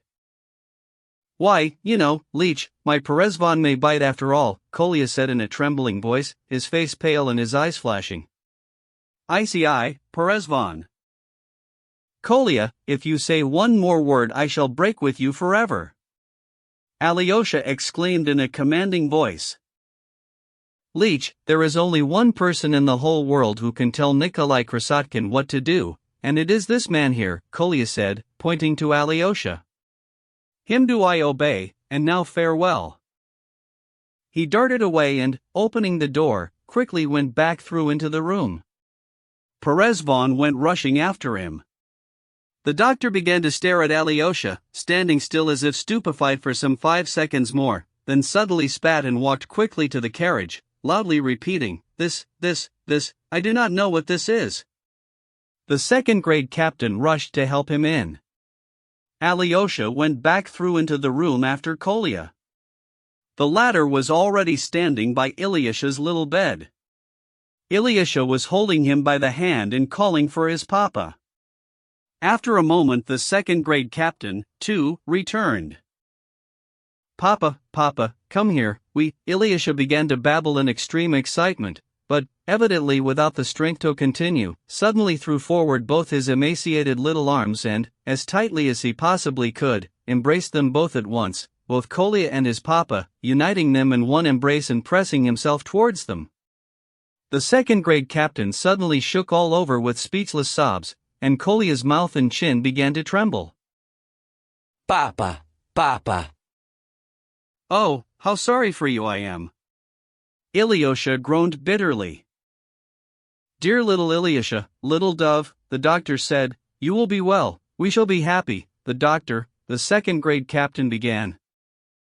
"Oh, Papa. I mean, I know what the new doctor told you about me. I mean, I saw him." Ilyusha exclaimed and again tightly, with all the strength he had, pressed them both towards him, hiding his face in his father's shoulder. "Papa, don't cry, and when I die you must get a good boy, another boy, you must choose him from among all the rest, a good boy, and call him Ilyusha and love him instead of me." "That will do, old geezer, you're going to recover," Krasotkin exclaimed all of a sudden, almost as though he were angry. "But Papa, you must never forget me, ever," Ilyusha continued. "You must visit my grave, and listen, Papa, you must bury me beside that big stone of ours, the one you and I used to walk to, and you must take Krasotkin with you, in the evening. And Perezvon. And I will be waiting for you. Papa, Papa." His voice broke off, and all three stood there embracing, silent now. Ninotchka wept softly in her armchair, and suddenly, at the sight of everyone crying, little mother too burst into tears. "Ilyushka! Ilyushka!" she howled. Krasotkin suddenly freed himself from Ilyusha's embraces. "Farewell now, old geezer, my mother is expecting me for dinner," he said quickly. "What a pity I did not warn her in advance. She will be very anxious. But after dinner I shall come straight back to see you again, all afternoon, and all evening, and just wait till you hear all the things I have to tell you, just wait. I shall bring Perezvon, too, though I shall take him with me now, for without me he will only start to howl and be a nuisance to you. Goodbye until later." And he ran out into the passage. He had not wanted to burst into tears, but in the passage he began to cry after all. In this condition he was discovered by Alyosha. "Kolya, you must be certain to keep your word and come back again, or else he will be dreadfully miserable," Alyosha said with urgency. "Certainly. Oh, how I curse myself for not having come before now," weeping, and by now without embarrassment at doing so, Kolya muttered. At that moment the second-grade captain suddenly more or less leapt out of the room, instantly closing the door behind him. His face was frenzied, his lips quivered. He stood before the two young men and flung both arms aloft. "I do not want a good boy. I do not want another boy," he said in a wild whisper, grinding his teeth together. "If I forget thee, O Jerusalem, let my tongue cleave." 1. He did not finish, as though he had swallowed something the wrong way, and sank helplessly onto his knees in front of the wooden bench. Clenching his head in both fists, he began to sob, with preposterous yelping sounds, exerting every effort, however, to prevent these yelps being heard in the living room. Kolya ran out into the street. "Goodbye, Karamazov. What about you, will you be back?" he cried brusquely and angrily to Alyosha. "I shall come back this evening, for certain." What was that he was saying about Jerusalem? What was that all about? "It is from the Bible, if I forget thee, O Jerusalem, in other words, if I forget all that is most precious to me, if I exchange it for anything, then may I be struck." "I understand, enough. Be sure that you come, too. ICI, Perezvon," he shouted to the dog with perfect ferocity now, and began to stride off home with long, swift strides. Book 11. Brother Ivan Fyodorovich. 1. At Grushenka's. Alyosha set off towards Cathedral Square and the house of the shopowner Mrs. Morozova, where Grushenka lived. Grushenka had early that morning sent Fenya to him with the urgent request that he visit her. On subjecting Fenya to questioning, Alyosha discovered that the Barinya had been in a state of considerable and particular anguish ever since the previous afternoon. Throughout the whole of the 2 months since Mitya's arrest, Alyosha had been a frequent visitor to Mrs. Morozova's house, both on his own initiative and on errands for Mitya. Some 3 days after Mitya's arrest, Grushenka had fallen seriously ill and had been ill for very nearly 5 weeks. For 1 week of those 5 she had lain unconscious. She had altered much about the face, grown thinner and sallow, though for almost 2 weeks now she could have gone out had she so desired. In the view of Alyosha, however, her face had become even more attractive, and he liked, when entering her room, to meet her gaze. Something firm and intelligent seemed to have consolidated itself within it. There were the telltale signs of some spiritual upheaval, and there had manifested itself a kind of immutable, humble, but benign and irreversible determination. Between her eyebrows there had appeared upon her forehead a small, vertical wrinkle, which lent her charming face an air of reflection concentrated in itself, which at a first glance could seem positively severe. Of her previous giddy-headedness, for example, there remained not a trace. Alyosha also found it strange that, in spite of all the misfortune that had overtaken the poor woman, the bride of a groom who had been arrested for a terrible crime almost at the very moment she had become his bride, in spite of her subsequent illness and the almost inevitable decision of the court that loomed ahead of her, Grushenka had nonetheless not lost her previous youthful gaiety. In her eyes that earlier had been proud there had now begun to shine a kind of quietness, although, as a matter of fact, those eyes again from time to time flamed with a certain ill-boding spark of light, whenever she was visited by a certain previous concern, which not only had not died away but had even grown magnified within her heart. The object of that concern was still the same, Katerina Ivanovna, whom Grushenka had while ill made mention of even in her delirium. Alyosha had come to understand that she was horribly jealous of her because of Mitya, in spite of the fact that Katerina Ivanovna had not once visited him in his confinement, though she could have done so whenever she had wished. All this had for Alyosha turned into a rather difficult problem, for he was the only person to whom Grushenka would confide her heart and she was constantly asking him for advice which it was, however, sometimes quite beyond his power to give.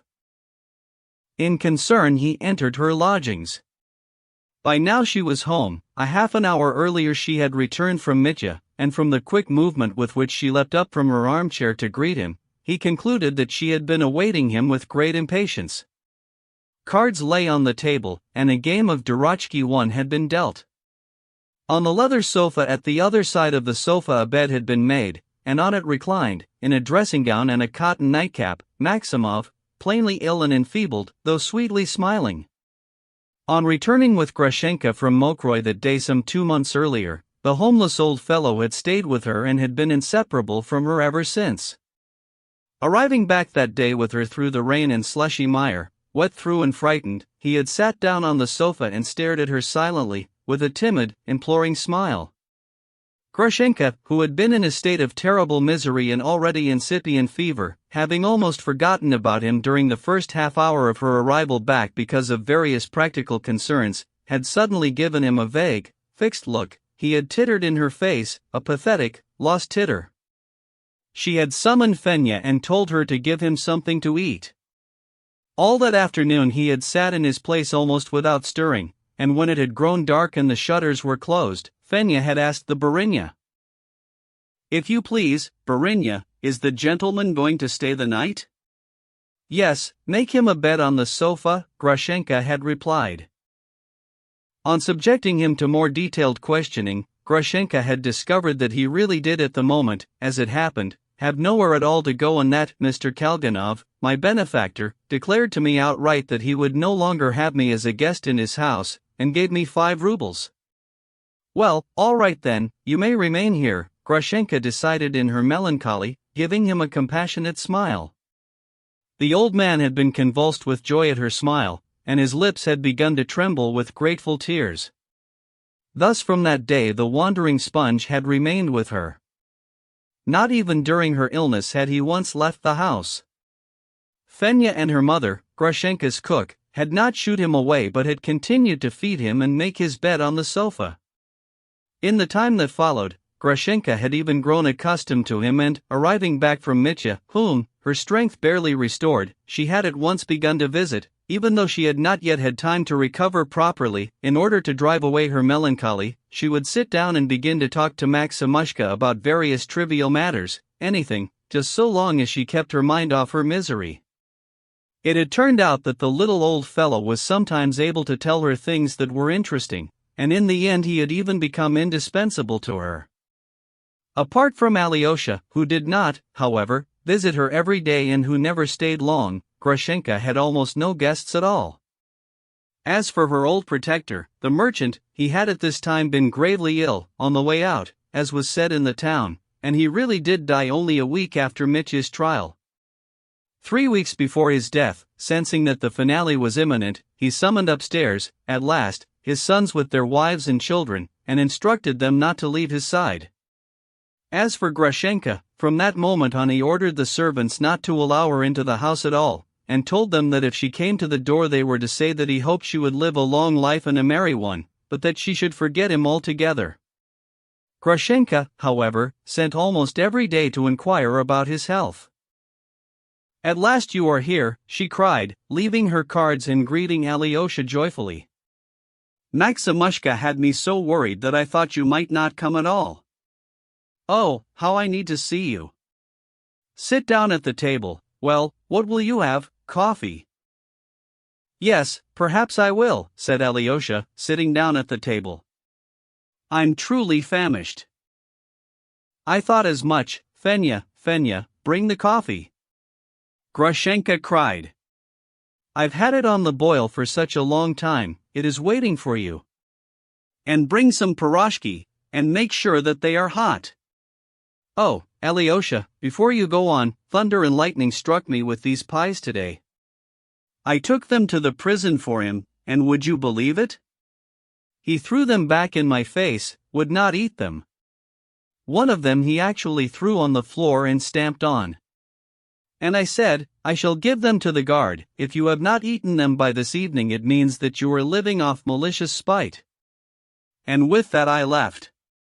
Why, we have quarreled again, would you believe it? Every time I go there we quarrel." Grushenka rattled all this off in a single, excited salvo. Maximov, who had instantly turned shy, lowered his eyes and smiled. "And what was the subject of your quarrel this time?" Alyosha inquired. "Why, I had certainly never expected it. Imagine, he'd grown jealous of my former one. Why are you keeping him?" he said. "So you've started to keep him, have you? And now he's jealous all the time, nothing but jealous. He even sleeps and eats being jealous. He even got jealous of Kuzma last week." "But I mean, he knew about your former one already, did he not?" "I shouldn't wonder. Yes, he knew about him right from the very beginning until today, but only today did he suddenly get up and start shouting foul-mouthed things at me. I'm ashamed even to repeat the things he said. The silly fool. Rakitka had come to see him. I met him as I was on my way out. Maybe it was Rakitka who put him up to it, eh? What do you suppose?" she added, almost absent-mindedly. "He loves you, that is what it is, he loves you very much. And he happens to be on edge at the moment. I don't wonder that he's on edge, his trial is tomorrow. The reason I went there was in order to speak my mind to him about tomorrow, because, Alyosha, I am afraid even to think about what may happen tomorrow. You say he's on edge, well, so am I. Yet all he could talk about was the Pole. What a silly fool. Why, I expect he is even jealous of Maximushka." "My spouse was also very jealous of me, madam," Maximov said, making his own contribution to the discussion. "Oh, was she?" Grushenka burst out in reluctant laughter. "Jealous because of whom?" "The housemaids, madam." Thus did Fedyukovich end, and on this occasion the ecstasy that burst forth from his listeners was uncontainable, like a storm. To check it now was not to be conceived. The women were weeping, many of the men were weeping also, and even 2 of the persons in high OCE were shedding tears.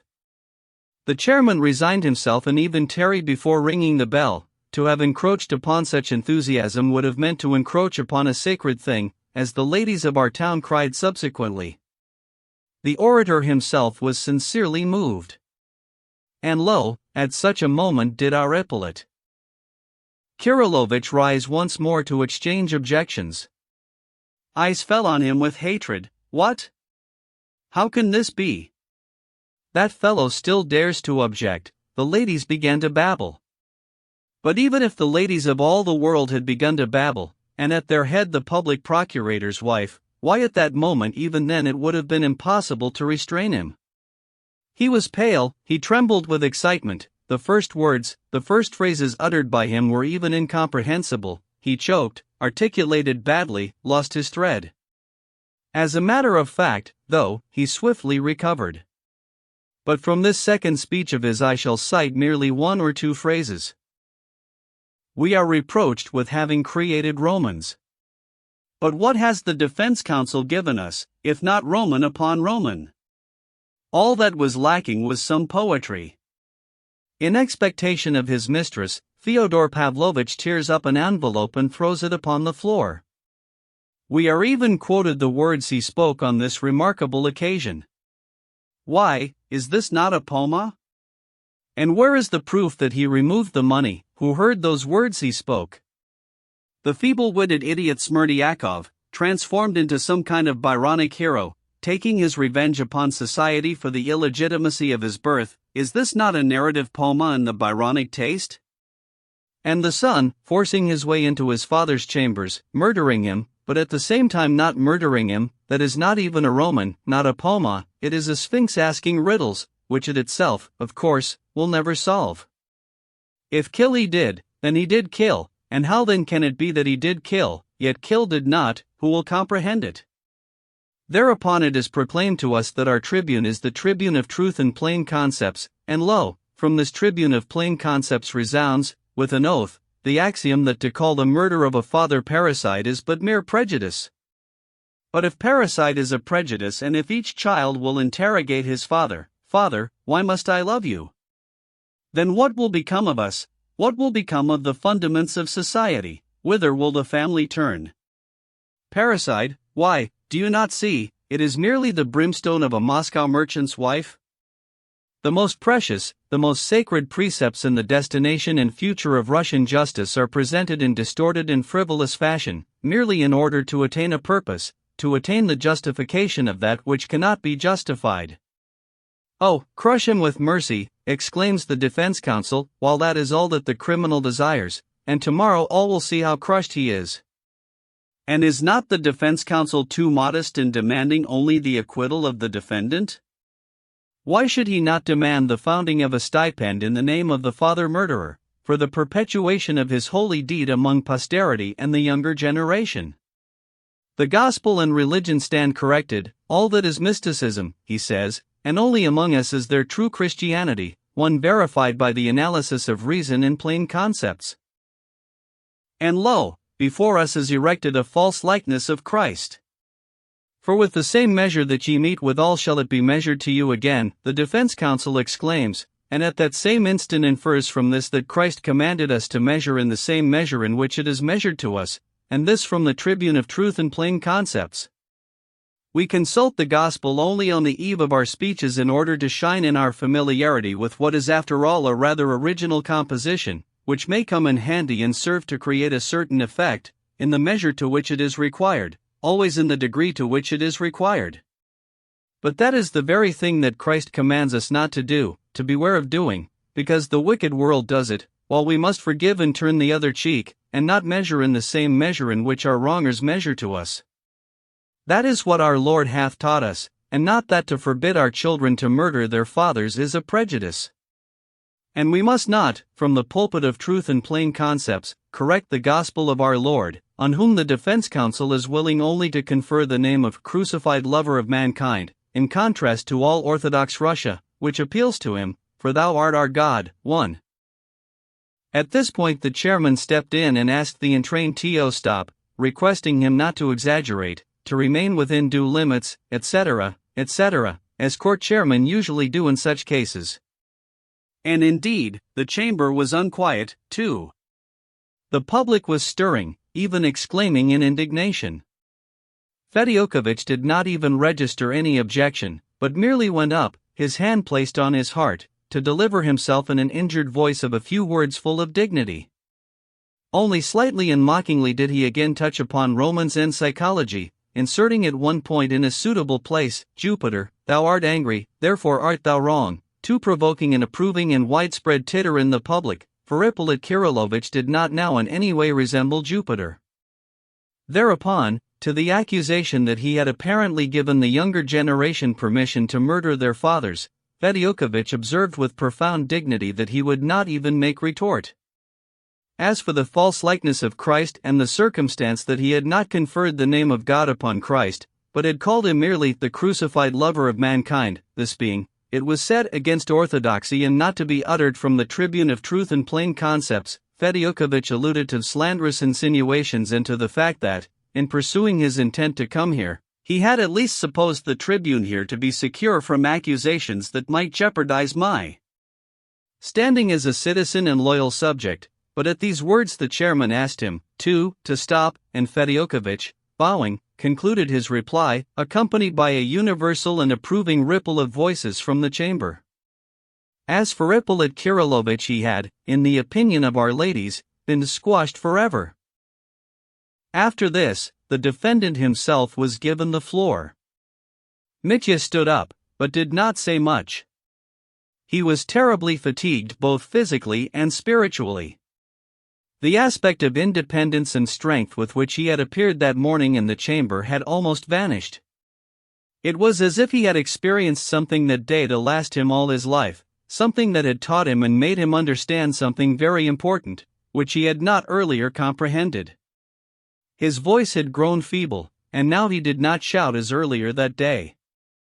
In his words one could hear something new, reconciled, conquered and bowed down. What am I to say, gentlemen of the jury? My judgment has arrived. I feel the right hand of God upon me. An end to the licentious man. But, as though I were confessing my sins to God, I say to you, of the blood of my father, no, of that I am not guilty. For the last time I say again, it was not I who killed him. I was licentious, but I loved the good. Every instant I strove to mend my ways, but lived like a savage beast. I thank the public procurator, much as he told me of myself that I did not know, but it is not true that I killed my father. The public procurator is mistaken. I thank the defense counsel also. As I listened to him, I wept, but it is not true that I killed my father, and it was not right to assume it. And do not listen to the doctors. I am fully in my right mind, only my soul is heavy.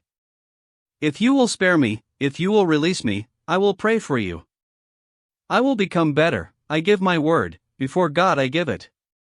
But if you will condemn, then I myself shall break the sword over my head 3 and, having broken it, shall kiss the fragments. But spare me, do not deprive me of my God. I know myself, I shall make murmur. My soul is wretched, gentlemen, spare me. He almost collapsed into his place, his voice was strangled and cut short, he only just managed to articulate his final phrase. Thereupon the court proceeded to the formulation of questions and began to ask for concluding statements from defense and prosecution. I shall not, however, describe the details. At length the jury rose in order to retire for their deliberations. The chairman was much fatigued, and so he gave them a very feeble last instruction, saying, "Be impartial, do not let yourselves be swayed by the eloquent words of the defense, but weigh up everything, and remember that on you lies a great responsibility," etc., etc. The jurymen withdrew, and there was an adjournment in the proceedings. It was possible to get up, walk out, exchange one's accumulated impressions, partake of a morsel at the buffet. It was very late by now, around 1 o'clock in the morning, but no one had departed. All were so strained and keyed up that they did not think of rest. All were waiting, all were heart in mouth, though, as a matter of fact, not all were heart in mouth. The ladies were merely in a state of hysterical impatience, while their hearts were calm. An acquittal, they said, is inevitable. All of them were getting ready for the spectacular moment of general enthusiasm. I will confess that even in the male half of the chamber there were exceedingly many convinced that an acquittal was inevitable. Some rejoiced, while others knit their brows, and yet others were simply crestfallen, they did not want there to be an acquittal. Fedyokovich himself was firmly convinced of success. He was surrounded, received felicitations, while people ingratiated themselves before him. There are, he said in a certain group, as was subsequently related, there are these invisible threads that bind the defense counsel to the jury. They are formed and may be sensed even during the speech. I have felt them, they exist. The case is ours, have no concern. What do you think those mujiks of ours are going to say now? Said a frowning, fat and pockmarked gentleman, a landowner from near our town, going up to one group of conversing gentlemen. Not just the mujiks, there are 4 civil servants there. Yes, what about the civil servants? A member of the Zemstvo council said, walking up. But do you know Nazarev, Prokhor Ivanovich, that merchant with the medal, who is on the jury? Well, he is as wise as Solomon. But he never says anything. That is as that may be, but actually it makes him even better. The St. Petersburg fellow couldn't teach him anything, he himself will teach all St. Petersburg. 12 children, imagine. Oh, for pity's sake, do you really suppose they will not acquit him? One of our young civil servants was shouting in another group. Of course they will, a resolute voice was heard to say. It would be shameful, disgraceful, not to acquit him, the civil servant continued to vociferate. Very well, say he did kill him, but after all, there are fathers and fathers. And anyway, he was in such a frenzy. He really might have only brandished the pestle, and the father went to the floor. The only bad thing was their bringing the lackey into it. That was just a laughable episode. If I'd been in the defense counsel's shoes, I'd have just said straight out, he committed the murder, but he isn't guilty, and the devil with you. Well, and so he did, except that he didn't say the devil with you. Oh come on, Mikhail Semyonik, he as good as did, a third small voice piped up. For pity's sake, gentlemen, I mean, they acquitted an actress for at Lent, didn't they, that one who cut the throat of her lover's lawful wedded wife? Yes, but she didn't finish the job. It doesn't matter, she started to do it. And what did you think of the bit about children? Splendid. Yes, it was. Yes, but what about the part about mysticism, the mysticism bit, eh? Oh, will you stop going on about that? Someone else exclaimed. You ought to be thinking of Ippolit and his fortunes from today. I mean, the public procurator's wife will scratch his eyes out tomorrow because of Matenka. Is she here? What do you mean, here? If she were here, she'd have scratched them out long ago. No, she's at home with a toothache. He he he. He he he. In a third group. You know, I think Matenka may be acquitted. I wouldn't mind betting that tomorrow he'll wreck the entire capital city, he'll drink for 10 days. Ha, the devil. Yes, well, the devil's the devil, you won't get by without the devil, where else should he be if not here? Gentlemen, let's just say that's all eloquence. But I mean, one can't allow people to go breaking their fathers' heads with the scales of justice. Or else where would we end? And what about the chariot, do you remember? Yes, he made a chariot out of a wagon. And tomorrow it will be a wagon out of a chariot, in the measure to which it is required, all in the measure to which it is required. It's a clever lot we have nowadays. Do you think we have any truth or justice in the land of Rus, gentlemen, or does it not exist at all? But the bell had begun to ring. The jury had been out for exactly an hour, neither more nor less. As soon as the public had settled down again, deep silence reigned. I remember the jurymen entering the chamber. At last. I will not cite the questions point by point, and in any case I have forgotten them. I remember only the reply to the first and principal question of the chairman, as to whether the defendant had committed the murder in premeditated fashion, with the purpose of robbery. The precise wording I do not recall. Everything froze.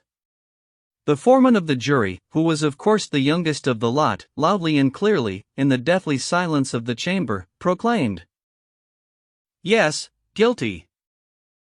And thereafter it was the same on every point: guilty, yes, guilty, and all this without the slightest recommendation for clemency. This, to be sure, no one had expected. Almost everyone had been convinced that at least clemency would be recommended. The dead silence of the chamber was not broken, literally as though all had been turned to stone, both those who were thirsting for a conviction and those who were thirsting for an acquittal. But this was only in the initial moments. After that a fearful chaos arose.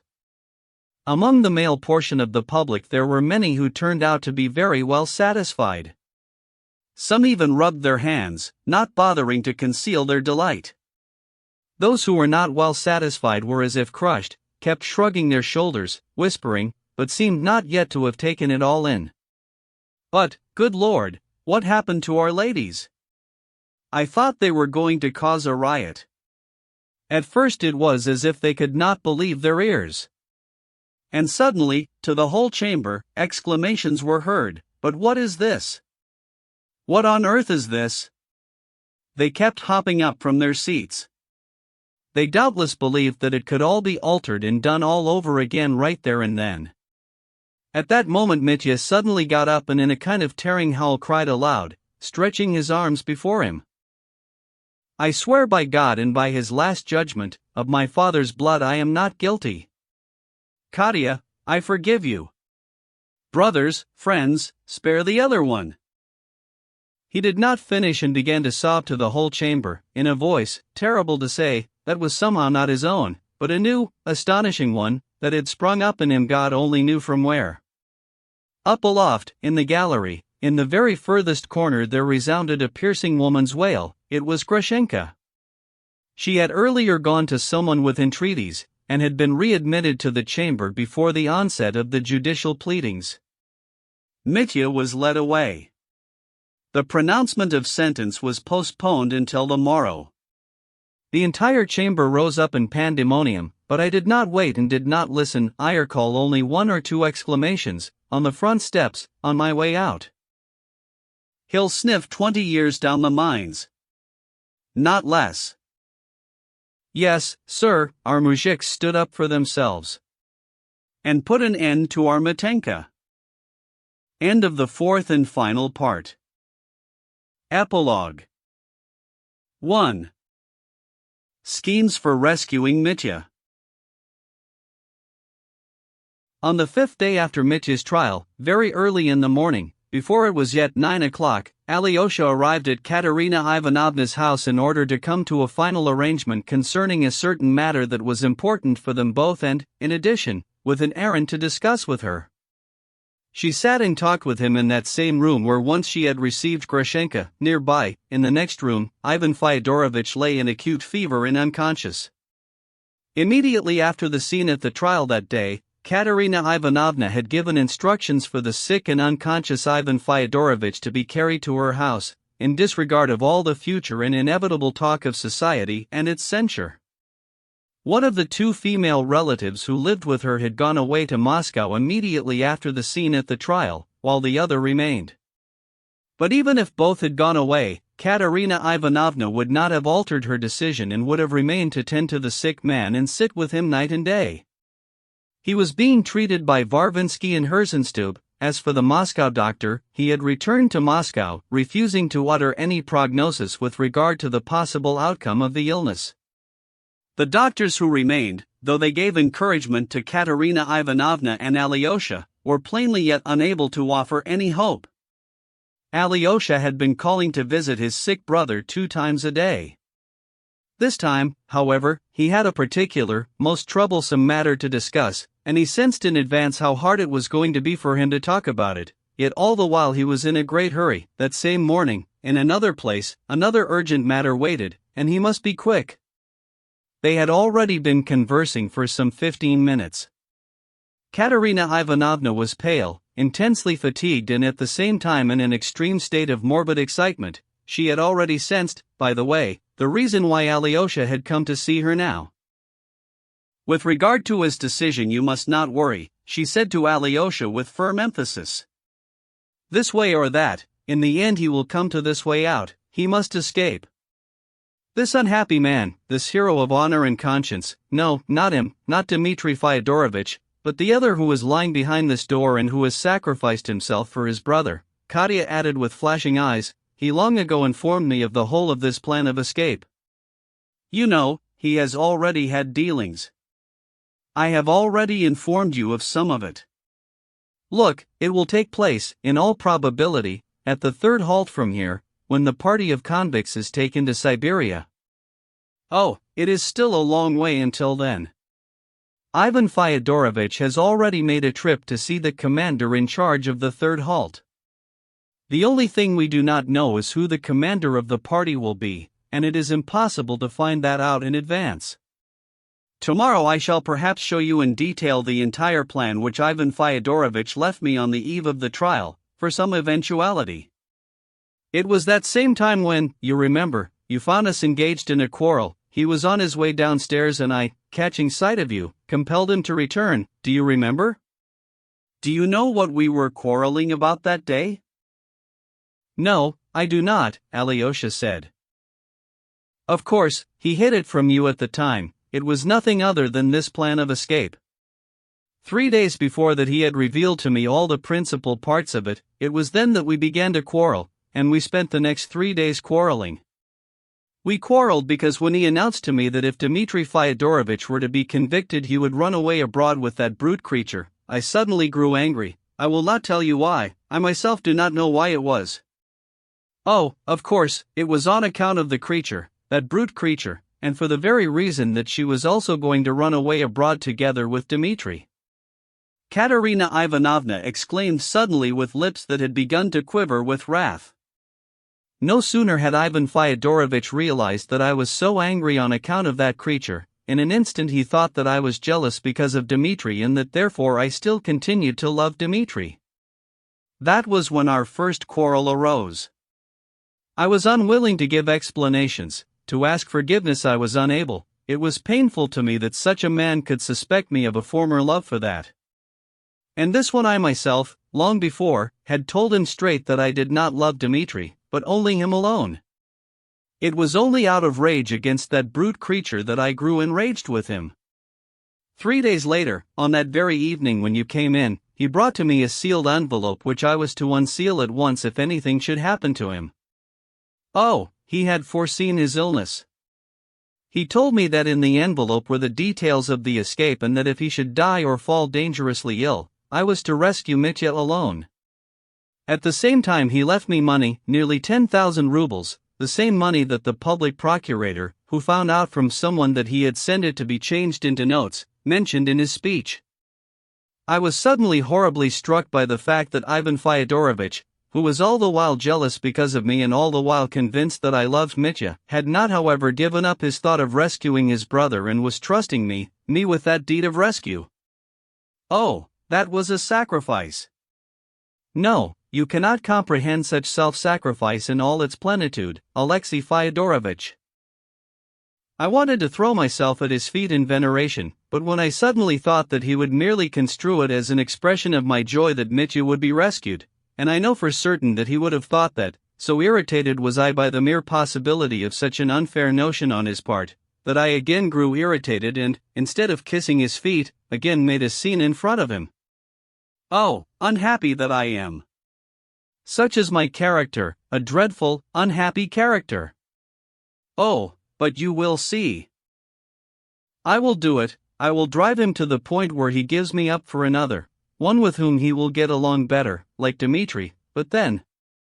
No, then I would not be able to endure it, I would kill myself. And when you came in that day, and I called you, and made him return, then when he came in with you I was seized with such wrath at the hateful, contemptuous look he suddenly gave me that, you remember, I suddenly shouted to you that it was he alone who had made me believe that his brother Dmitri was a murderer. I went and told slanderous lies about him on purpose, in order to wound him again, while he, on the other hand, had never tried to make me believe that his brother was a murderer. On the contrary, it was I who had tried to make him believe it. Oh, it was all of it caused by my fury. It was I who prepared that accursed scene for him at the trial. He wanted to prove to me that he was noble and that though I loved his brother, he would nonetheless not ruin him out of vengeance and jealousy. So he appeared at the trial. I am the cause of it all, I alone am to blame. Never before had Katya made confessions of this kind to Alyosha, and he had a sense that she was now at that very pitch of unendurable suffering when the proudest heart will with pain destroy its own pride and fall vanquished by grief. Oh, Alyosha was aware of yet one more dreadful cause of her present agony, however much she might have tried to keep it hidden from him during all these days since Mitya's conviction, but it would somehow have been too painful if she had determined to fall so low as to speak with him now about that cause. She was suffering on account of her perfidy at the trial, and Alyosha had a premonition that conscience would draw her to confess before no one else but him, Alyosha, with tears, with shrieks, with hysterics, with beating upon the floor. He was, however, afraid of this moment, and desired to spare the suffering woman. All the harder did this make the errand on which he had arrived. He again began to speak of Mitya. It's all right, don't be afraid for him. Katya began again, obstinately and sharply. All this will last with him only a moment. I know him, I know that heart of his all too well. You may be certain that he will agree to escape. And the main thing is, it's not going to happen right now, there will still be time for him to make his resolve. By then Ivan Fyodorovich will have recovered and will himself take charge of it all, so I won't have to do anything. Don't worry, he will agree to escape. Why, he already agrees. Do you think he is capable of leaving his brute creature behind? And they won't let her join him in penal servitude, so what can he do but escape? Above all, he is afraid of you, afraid that you will not approve of his escape from a moral point of view, but you must magnanimously permit him to do it, in view of the fact that your sanction is so indispensable here, Katya added with venom. She fell silent for a moment and smiled an ironic smile. He goes on and on over there, she set to again, about some hymns or other, about the cross he must bear, about some duty or other. I remember, Ivan Fyodorovich told me a great deal about it at the time, and if you knew how he said it. Katya exclaimed suddenly with uncontainable emotion, if you knew how he loved that unhappy man at that moment, as he was telling me about him, and how he hated him, perhaps, at that same moment. And I listened to his story and his tears with a haughty, disbelieving smile. Oh, brute creature! It is I who am the brute creature, I. It is I who have brought into being the fever in him. And the other, that convicted man, is he ready for suffering? Katya ended, irritably. And can a man like that suffer? Men like him never suffer. A sense of what now felt like hatred and disgusted contempt sounded in these words. Yet all the while she had betrayed him. Well, perhaps it is because she feels guilty before him and at moments hates him, Alyosha thought to himself. He wanted it to be only at moments. In Katya's last words he had detected a challenge, but he did not take it up. That is why I summoned you here today, so that you yourself would promise to talk him round. Or, in your opinion, will to escape also be not honorable, not valorous, or whatever, not Christian, is that it? Katya added with a challenge that was even stronger. No, it's all right. I shall tell him everything, Alyosha muttered. He wants you to come and see him today, he barked suddenly, looking her firmly in the eye. She shuddered all over and recoiled from him the merest way upon the sofa. Me, is that possible? She mouthed, pale now. It is possible and it must be done. Alyosha began insistently, in total animation. You are very necessary to him, particularly now. I would not begin to speak of this and cause you torment prematurely if it were not essential. He is ill, he is like a madman, he keeps asking for you all the time. He asks for you not in order to make reconciliation, but wants you simply to come and show yourself on the threshold. Much has been accomplished within him since that day.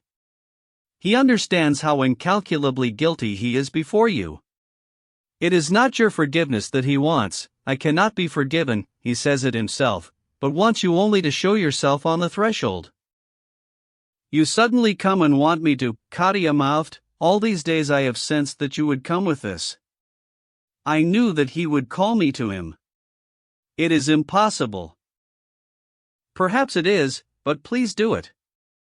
Remember that for the first time he has been shocked by how he has insulted you, for the first time in his life. Never before has he perceived it in such fullness. He says, if she refuses to come, then all my life now I will be unhappy. Do you hear, a convict who is going to serve 20 years still has plans to be happy? Is that not pathetic? Just think, you will visit one who has been ruined without guilt, burst from Alyosha with a challenge. His hands are clean, there is no blood on them. For the sake of his future suffering that is numberless, please visit him now. Come, say goodbye to him as he goes into the dark, stand on the threshold, and that is all. Why, you must do it. Alyosha concluded, underlining the word must with incredible force. I must, but I cannot, Katya almost groaned. He will look at me. I cannot. Your eyes must meet. How will you live for the rest of your life if you do not now make your resolve? I had rather suffer for the rest of my life. You must come, Alyosha again underlined implacably. But why today, why right now? I cannot abandon the one who is sick. For a moment you can, after all, it is only a moment. If you do not come, by the time it is night he will fall ill with acute fever. I will not tell a lie, now have compassion. Have compassion for me, Katya said in bitter rebuke, and began to weep. So you will come, then? Alyosha pronounced firmly, at the sight of her tears. I shall go and tell him that you are coming right now. No, don't tell him that, not on any account. Katya screamed in fear. I will come, but you must not tell him in advance, because I shall come, but I may not go in. I do not know yet. Her voice was cut short. She breathed with difficulty. Alyosha got up to go away. And if I meet someone, she said suddenly, again turning pale all over. That is the reason why it must be right now, so that you do not meet anyone. There will be no one, I tell you truly. We shall be waiting, he concluded insistently and walked out of the room. 2. For a moment the lie becomes truth. He hurried to the hospital where Mitya now lay. On the second day after the sentence of the court, he had fallen ill with a mild nervous fever and was dispatched to the prisoners' section of our town hospital. The physician Varvinsky had, however, at the request of Alyosha and many others, Mrs. Koklikova, Liza, etc., had Mitya put not with the prisoners, but separately, in that same little closet of a room where Smerdyakov had earlier lain. To be sure, at the end of the corridor stood a sentry, and the window was covered by an iron grill, and Varvinsky was able to rest easy with regard to his indulgence, one not entirely within the law, but he was a kind and compassionate young man. He realized how difficult it was for one such as Mitya to suddenly step straight across into the company of murderers and fraudsters, and that he would need to get accustomed to it first. But the visits of family and friends were allowed both by the doctor and by the chief warder, and even by the chief of police, all surreptitiously. In the past few days Mitya had, however, received visits only from Alyosha and Grushenka. Rakitin had twice endeavored to get in to see him, but Mitya had emphatically requested Varvinsky not to admit him. Alyosha found him sitting on his bunk, in a hospital dressing gown, with a slight fever, his head bound with a towel that had been wetted with water and vinegar. With a look that was ill-defined he watched Alyosha come in, but in his gaze there also fleeted something that seemed akin to fear. He had, on the whole, since the trial become dreadfully pensive. Sometimes he would say nothing for half an hour at a time, seemingly considering something slowly and tormentingly, oblivious to anyone and anything that were present. If, on the other hand, he emerged from his pensiveness and began to speak, he always did it in a way that was somehow unexpected and never on any account about what he really should have spoken about. Sometimes, with suffering, he would look at his brother. He seemed to find it easier to be with Grushenka than with Alyosha. To be sure, he hardly ever spoke to her, but no sooner did she come in than his whole face would be illuminated with joy. Alyosha sat down beside him on the bunk, and did not say anything. On this occasion he had awaited Alyosha with anxiety, but did not dare to ask any questions. He believed it to be out of the question that Katya would consent to come, and at the same time felt that if she did not come then that would be something altogether impermissible. Alyosha understood his emotions. That Trifon, Mitya began in agitation, the Borisik fellow, they say he has wrecked the whole of that coach house of his, he's been pulling up floorboards, tearing out planks, they say he has smashed the whole of his gallery to bits, he spends all the time hunting for treasure, for that same money, the 1,500 the public procurator said I hid there. As soon as he arrived back there, they say, he started getting up to his tricks. Serves the twister right. One of the warders here told me about it yesterday, he's from over that way. Listen, Alyosha said, she will arrive, but I do not know when, perhaps today, perhaps tomorrow, that I do not know, but she will arrive, she will, that much is certain. Mitya started, was on the point of saying something, but remained in silence.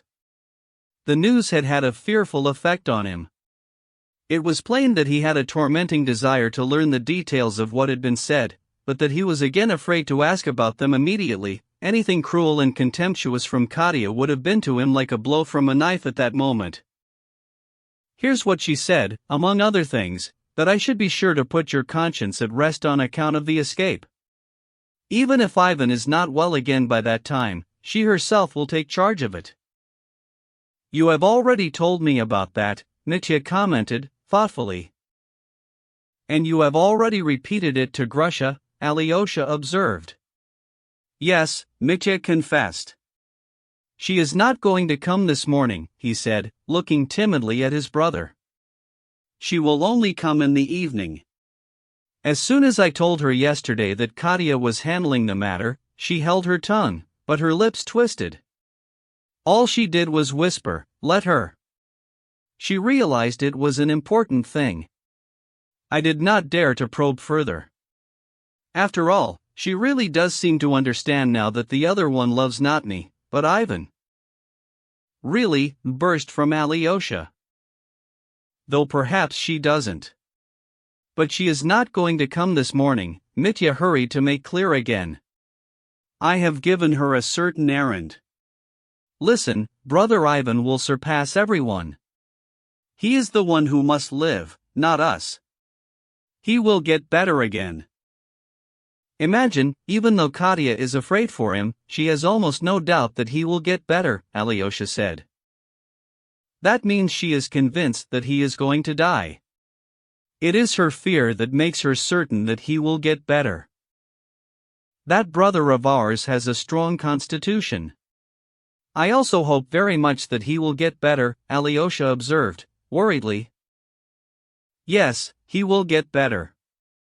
But she is certain that he will die. She has much grief. A silence ensued. Something very important was causing Mitya torment. Alyosha, I love Grusha dreadfully, he said all of a sudden in a trembling voice that was filled with tears. She won't be allowed to join you there, Alyosha caught up at once. And there was another thing I wanted to tell you, Mitya continued in a voice that was suddenly somehow charged with resonance. If they begin to beat me on the journey, or there, I shall not submit, but shall kill, and I will be shot. And I mean, it's 20 years. They are already beginning to address me as thou. The warders say thou to me. All last night I lay passing judgment on myself, I am not ready. It is not within my strength to accept it. I wanted to start singing to him, yet I cannot cope with the warden's thous. For Grusha I would endure anything, except, come to think of it, beating. But they will not allow her there. Alyosha quietly smiled. Listen, brother, once and for all, he said. Here are my thoughts on that score. And I mean, you know that I would not lie to you. Then listen, you are not ready, and not for you is such a cross. Not only that, it is not necessary to you, who are not ready, such a grand martyr's cross. Had you murdered father, I would have wished that you had not rejected your cross. But you are innocent, and such a cross is too much for you. You wanted to regenerate another man within yourself by means of suffering. In my opinion, if only you will remember that other man all your life and wherever you may flee to, that will be enough for you. The fact that you have not accepted that great torment of the cross will merely help you to be aware within yourself of an even greater duty and debt, and by this awareness henceforth, all your life, you will perhaps assist your own regeneration more than if you had gone there. Because there you will not endure and will make murmur and, perhaps, indeed, will say to yourself at last, I am quits. In this case the advocate spoke the truth. Not for all are heavy burdens, for some they are impossible. There are my thoughts, if you require them so badly. If others, sirs, soldiers, were to be held responsible for your escape, then I would not permit you to flee, Alyosha smiled. But they say and assure me, that halt commander told Ivan himself, that if one knows how to go about it the right way there will not be much of a punishment, and that it's possible to get off with a mere trifle. Of course, it is dishonest to practice bribery even in a case like this, but here I shall not on any account presume to judge, because, as a matter of fact, if, for example, Ivan and Katya were to charge me with handling this matter for you, I know I would go and give bribes. That is the whole truth, and I must tell you it. And so it is not for me to be your judge and tell you how to act. Know, however, that I shall never condemn you. And indeed it would be strange, for how could I be your judge in this matter? Well, now I believe I have considered everything. But I, in return, condemn myself. Mitya exclaimed. I shall flee, that has already been decided in your absence. Can Mitka Karamazov do otherwise than run away? But in return I condemn myself, and there I will pray forgiveness for my sin forever. I mean, that is how the Jesuits talk, is it not? The way you and I are doing now, eh? Indeed, Alyosha quietly smiled.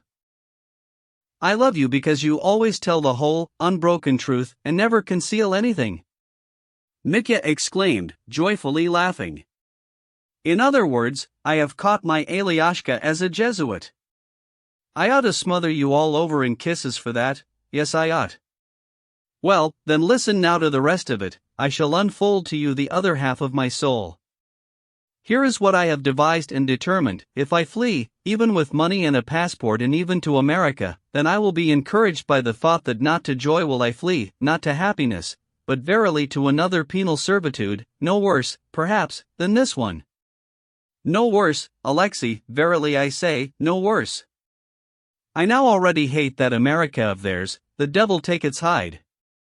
Very well, so Grusha will be with me, but look at her, I ask you, is she any sort of an American? She is a Russian, all of her, to the bone. She will start to pine for her native Mother Earth, and every moment I will see that she is doing it for me, has taken such a cross for me, and what guilt has she? And do you think I will be able to endure those stinking shits over there, even though they may all, every one of them, be better than I? I hate that America of theirs even now. And even though they are all, every single one of them, immense locomotive drivers or whatever, the devil with them, they are not my kind of people, they don't have my kind of soul. It's Russia I love, Alexei, the Russian God I love, even though I myself am a scoundrel. And I will choke and die there, he exclaimed suddenly, his eyes flashing. His voice had begun to tremble with tears. Well, so this is what I have decided, Alyosha, listen, he began again, having suppressed his excitement. Grusha and I will go there, and at once we shall till the land, work, with the wild bears, in solitude, somewhere as far away as possible. After all, there will be a place that is far away. They say there are also redskins there, somewhere over there in that land of theirs on the edge of the horizon. Well, that is where we shall go, to the last of the Mohicans. Yes, and we shall at once get down to grammar, Grusha and I work in grammar, and so on for some 3 years. In those 3 years we shall learn the English language as well as any Englishmen there ever were. And as soon as we have learned it, an end to America. We shall escape back here to Russia, as American citizens. Have no fear, we shan't show our noses in this wretched little town. We shall hide somewhere as far away as possible, in the north or the south. By that time I will have changed my appearance, and so will she. Back there, in America, a doctor will fake a word on me. After all, they're not mechanics for nothing. And if not, then I'll put out one of my eyes, grow a beard in Arshenlong, a grey one. I'll have gone grey pining for Russia, and perhaps no one will recognize me. And if they do, then let them send me into exile. It won't matter, it will just mean that fate did not allow. Here too we shall till the land in the wilds somewhere, and I will pretend to be an American all the rest of my days. In recompense, we shall die in our native land. There is my plan, and it is immutable. Do you approve? Yes, I do, Alyosha said, not desiring to contradict him. For a moment Mitya fell silent, and then suddenly said, "And what about the way they landed me in the soup at the trial?" For they landed me in the soup. Even if they hadn't, they would still have convicted you, Alyosha said, with a sigh. Yes, the public here have had enough of me. They can go to hang, but all the same it's hard. Mitya groaned with suffering. Again they were silent for a moment. Alyosha, tell me the truth now, he exclaimed suddenly. Is she going to come now or isn't she? Speak. What did she say? How did she say it? She said she would come, but I don't know if it will be today. After all, it's decolled for her. Alyosha said, giving his brother a timid look. Well, I do not wonder that it's decolled for her. Alyosha, this is driving me out of my mind. Grusha keeps looking at me all the time. She understands. Oh God, oh Lord, humble and restrain me. What do I ask? I ask Katya. Do I understand what I ask? The Karamazovian unrestraint, impious. No, I am not capable of suffering. A scoundrel, and all said and done. Here she is. Alyosha exclaimed. At this moment Katya suddenly appeared on the threshold. For a split second she paused, surveying Mitya with a kind of lost gaze. Mitya leapt headlong to his feet, his face displayed fear, he turned pale, but at once a timid, begging smile fleeted across his lips, and he suddenly, uncontainably, stretched out both arms to Katya. At the sight of this, she threw herself headlong towards him. She seized him by the hands, made him sit on the bed almost by force, herself sat down alongside and, still not releasing his hands, kept pressing them hard, convulsively. Several times both struggled to say something, but kept pausing and again silently, fixedly, almost as though riveted together, stared with strange smiles at each other. In this fashion some 2 minutes went by. Have you forgiven me or not? Mitya mouthed at last, and that same instant, turning to Alyosha with a face that was distorted with joy, shouted to him. Do you hear what I ask? Do you hear? I loved you because you are generous of heart, burst suddenly from Katya. And you do not need my forgiveness, nor I yours. It is all the same whether you forgive or not. All the rest of my life you will remain like a wound in my soul, and I in yours, and that is proper. She paused to take breath.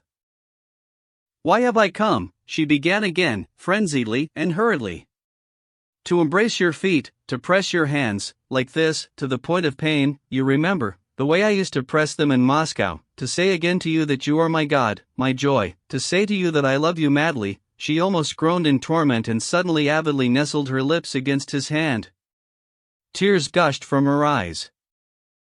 Alyosha stood speechless and embarrassed. He had absolutely not expected what he saw. Love is past, Mitya. Katya began again. But dear unto pain to me is what is past. Know that forever. But now, for one little moment, let there be what might have been, she mouthed with a twisted smile, again looking joyfully into his eyes. Both you and I now love another, yet all the same I shall love you eternally, and you me, did you know that? Do you hear, love me, all the rest of your life love me, she exclaimed with a kind of almost menacing vibration in her voice. I shall love and, Katya, Mitya began to say, taking breath at each word, 5 days ago, that evening, I loved you. When you fell in a faint and were carried out. All the rest of my life. So it shall be, so it shall eternally be. Thus did they babble to each other words that were almost without sense and uttered in frenzy, perhaps not even truthful, but at that moment all was truth, and they themselves believed themselves unstintingly. Katya, Mitya suddenly exclaimed, do you believe that I killed? I know that now you do not believe it, but that day, when you gave evidence. Did you really believe it? Even then I did not believe it.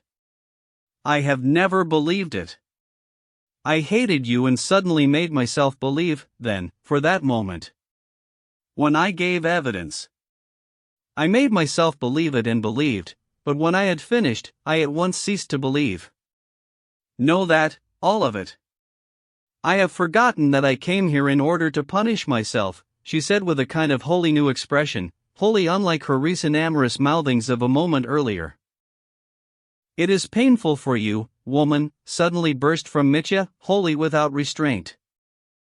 Let me go, she whispered, I will come again, but it is painful now. She began to get up from her seat, but suddenly gave a loud scream and reeled back. Into the room suddenly, though very quietly, Grushenka had come. No one had expected her. Katya took an impetuous step towards the door, but, on drawing even with Grushenka suddenly stopped, turned white as chalk all over and quietly, almost in a whisper, moaned to her. Forgive me. The other stared at her and then, after a moment's wait, in a venomous, malice-poisoned voice replied. It's wicked we are, mother, you and I. Wicked, both of us. How can it be for us to forgive, you and I? Now if you'll rescue him, all the rest of my life I will pray for you. But you do not want to forgive. Mitya shouted at Grushenka in mad rebuke. Put your mind at rest, I will rescue him for you. Katya whispered quickly and ran out of the room. And could you not forgive her, after she herself had said forgive to you? Mitya bitterly exclaimed again. Mitya, do not dare to rebuke her, you have no right. Alyosha shouted warmly at his brother. Her proud lips spoke, but not her heart, Grushenka pronounced with a kind of loathing. If she will deliver you, all will I forgive. She fell silent, as if she had crushed something in her soul. She had not yet managed to regain her wits. It later turned out that she had come in quite by chance, not suspecting anything at all and never supposing to encounter what she had encountered. Alyosha, run and follow her. Mitya said, turning to his brother in a rush. Tell her. I don't know what, do not let her leave like that. I will come back to you before evening. Alyosha cried and he ran off in pursuit of Katya. He caught her up when she was already beyond the hospital wall. She walked swiftly, hurrying, but as soon as Alyosha caught her up, she said to him quickly. No, before that one I cannot punish myself. I said to her forgive me, for I wanted to punish myself to the end. She did not forgive. For that I love her.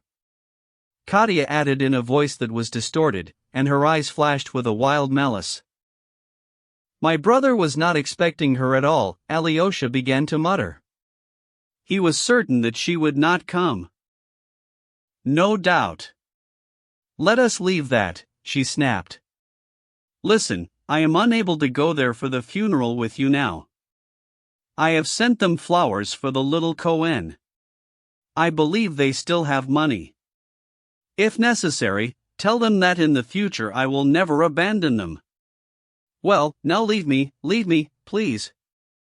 You are already going to be late there, the bells for late liturgy are ringing. Leave me please. 3. Ilyosheka's funeral. The speech by the stone. He was indeed late. They had been waiting for him, and even decided to bear the pretty little Cohen, decorated with flowers, into the church without him. This was the Cohen of the poor boy Ilyosheka. He had died 2 days after sentence was passed on Mitya. When he was still only at the front gate of the house, Alyosha was greeted by the cries of the boys, Ilyusha's companions. They were all waiting for him impatiently and rejoiced that at last he had arrived. In all there were about 12 of them, and they all had their satchels and shoulder-slung bags with them. Papa will cry, you must be with Papa. Ilyusha had made them promise before he died, and the boys had remembered this. At their head was Kolya Krasotkin. How glad I am that you have arrived, Karamazov, he exclaimed, extending his hand to Alyosha. Things are dreadful here. Truly, it is painful to see. Snegiryov is not drunk. We know for a fact that he has had nothing to drink today, but he seems to be drunk all the same. I am forever resolute, but this is dreadful. Karamazov, if I do not detain you, may I, in addition, put to you one question before you go inside? What is it, Kolya? Alyosha said, pausing. Is your brother innocent or guilty? Was it he who killed your father or was it the lackey? Whatever you say, so let it be. For 4 nights I have not slept for this idea. It was the lackey who did it, and my brother is innocent, Alyosha answered. And so say I, the boy Smirov suddenly shouted. So he is going to his ruin as an innocent victim for truth and justice. Kolya exclaimed. Though he is ruined, he is happy. I am ready to envy him. What is this you are saying? How is it possible, and why? Alyosha exclaimed, astonished. Oh, if only I, too, could someday sacrifice myself for truth and justice, Kolya said with enthusiasm. But surely not in such a cause, not with such disgrace, such horror. Alyosha said. Of course.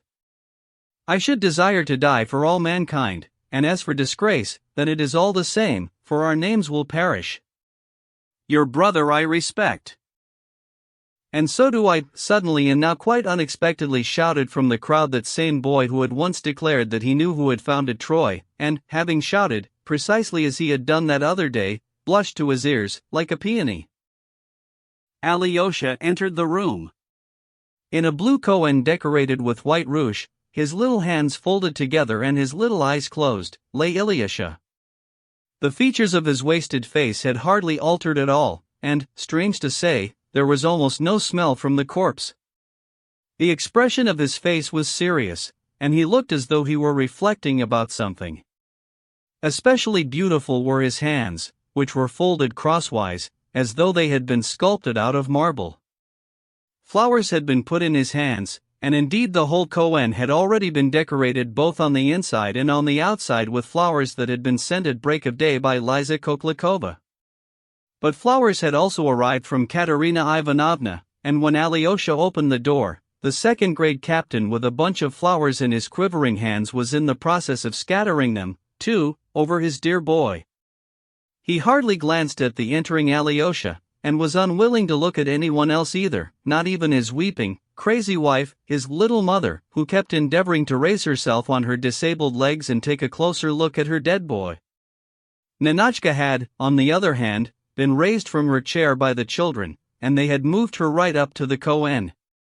She sat pressing her head against it and was also, no doubt, quietly weeping. Snegiryov's face had a look that was animated but somehow confused, and at the same time desperate. In his gestures, in the words that escaped from him, there was something half insane. "My fellow, my dear fellow," he kept exclaiming every moment, looking at Ilyusha. When Ilyusha had been alive, he had had a habit of saying to him affectionately, "My fellow, my dear fellow." "Little father, give me some flowers too." Take one from his little hand. "Look there, that white one, and give it me," the crazy little mother begged, sobbing. Either it was that she had taken a fancy to the small white rose that was in Ilyusha's hands, or that she wanted to take a flower from his hands in memory, but she began to fairly throw herself about, stretching her arms out for the flower. "To no one will I give them, to no one will I give them," Snegiryov exclaimed hard-heartedly. "The flowers are his, not yours. All of it is his, and none of it is yours. Papa, give Mama a flower," Ninotchka said, suddenly raising her face that was moist with tears. Certainly not, and to her least of all. She did not love him. She took the little cannon away from him that day, and he gave it to her. The second-grade captain suddenly sobbed loudly at the recollection of how Ilyusha had yielded his little cannon to his mama. The poor, crazy woman fairly dissolved in quiet weeping, covering her face with her hands. The boys, seeing at last that the father would not release the Kohen from his charge, even though it was now time that it be born, suddenly surrounded the Kohen in a tight mass and began to raise it up. "I do not want to bury him in the cemetery," Snegiryov suddenly cried out. "By the stone I will bury him, by our old stone." Those were Ilyusha's instructions. "I will not allow you to take him away." Even earlier, for this whole 3 days, he had been saying that he was going to bury him by the stone, but Alyosha, Krasotkin, the landlady, her sister, and all the boys had taken a different view. "Would you ever believe the idea he's dreamed up, to bury his son by some heathen stone as though he'd hanged himself?" the old landlady said severely. "There's land there in the cemetery, with a cross. They will pray for him there. He'll be able to hear the singing from the church, and the deacon reads so clear and literate that it will all reach his ears every time, just as though it were being read over his little grave." At last the second-grade captain waved his hands, as if he were saying, "Take him wherever you like." The children raised the Kohen, but, as they bore it past the mother, they paused before her for a moment and lowered it so that she might say farewell to Ilyusha.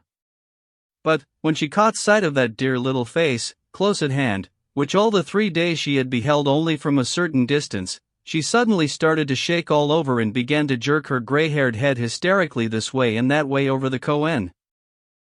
"Mama, give him the sign of the cross, give him blessing, kiss him," Ninotchka cried to her.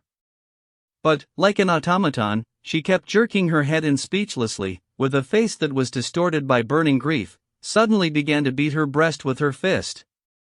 The Kohen was borne further. When it was borne past her, Ninotchka for the last time pressed her lips to the mouth of her deceased brother. Alyosha, on his way out of the house, was about to address the landlady with a request that she attend to those who would remain behind, but the landlady did not even let him finish. "Stands to reason, I'll stay with them, we're Christians too." As she said this, the old woman wept. They had not far to bear him to the church, some 300 paces, no more. The day was clear and still, there was a frost, but not much of one. The sound of the church bells was still booming out. Snegiryov, bustling and confused, ran along behind the Kohen in his wretched old, short coat that was almost of summer lightness, his head uncovered and the old, broad-brimmed, soft hat in his hands. He was in a kind of irresolvable anxiety, and would now suddenly stretch out a hand in order to support the head of the Kohen, thereby merely getting in the way of the bearers, now run to the side and see if he could not fit himself in there. One of the flowers fell on the snow, and he fairly hurled himself to retrieve it, as though God only knew what depended on that flower. "And about the crust, we've forgotten the crust," he suddenly exclaimed in terrible alarm. But boys at once reminded him that he had taken a crust of bread earlier that day and that it was in his pocket. In an instant he jerked it out of his pocket and, having ascertained that it was there, regained his composure. It's Ilyasheka's instructions, Ilyasheka's, he at once explained to Alyosha. He was lying in bed one night, and I was sitting beside him, and he suddenly told me, "Papa, when my grave is filled in, crumble a crust of bread on it so that the little sparrows will come and I will hear them and will feel happy that I'm not lying there alone." "That is very good," said Alyosha, "you must take bread there often." Every day, the second-grade captain babbled, as if he had thoroughly brightened up. They arrived, at last, in the church and put the kohen down in its midst. All the boys stood around it in a circle and continued to stand thus decorously throughout the entire service. The church was an ancient one and rather poor. Many of the icons had no mountings at all, but in such churches one somehow prays better. As the liturgy was sung, Snegiriov appeared to grow a little hushed, though from time to time there broke forth in him the same unconscious and seemingly confused anxiety. Now he would approach the kohen in order to adjust the pall, the fillet one, or, once, when a candle fell out of the candle holder, he suddenly threw himself to replace it, fussing over it for a dreadfully long time. After that he regained his composure and stood meekly by the head of the kohen with a dully anxious and seemingly bewildered face. After the reading from the epistle he suddenly whispered to Alyosha, who was standing beside him, that the epistle had been read incorrectly, but did not elucidate his meaning further. During the cherubic hymn he began to sing the words, but did not finish and, lowering himself to his knees, let his forehead cling to the stone church floor and remained thus prostrate for rather a long time. At last the funeral service proper began, and candles were handed out. The panic-stricken father began to fuss about again, but the moving, stupendous funeral singing woke and shook his soul. He somehow shrank all over suddenly, and began a rapid, staccato sobbing, at first under his voice, but towards the end loudly. And when the valediction began and the kohen was covered, he embraced it with his arms, as though he would not let them cover up Ilyasheka, and began rapidly and avidly, without cease, to kiss the lips of his dead boy. At last they managed to prevail on him and had already begun to lead him away from the step, when he suddenly stretched out an arm impetuously and took a few flowers from the little kohen. He looked at them, and it was as if he had a dawning of some new idea, with the result that he seemed to forget about the principal matter for a moment. Little by little he seemed to fall into a reverie and no longer offered any resistance when the kohen was raised up and borne outside to the little grave. It was not far away, in the cemetery, right beside the church. Expensive, it was Katerina Ivanovna who had paid for it.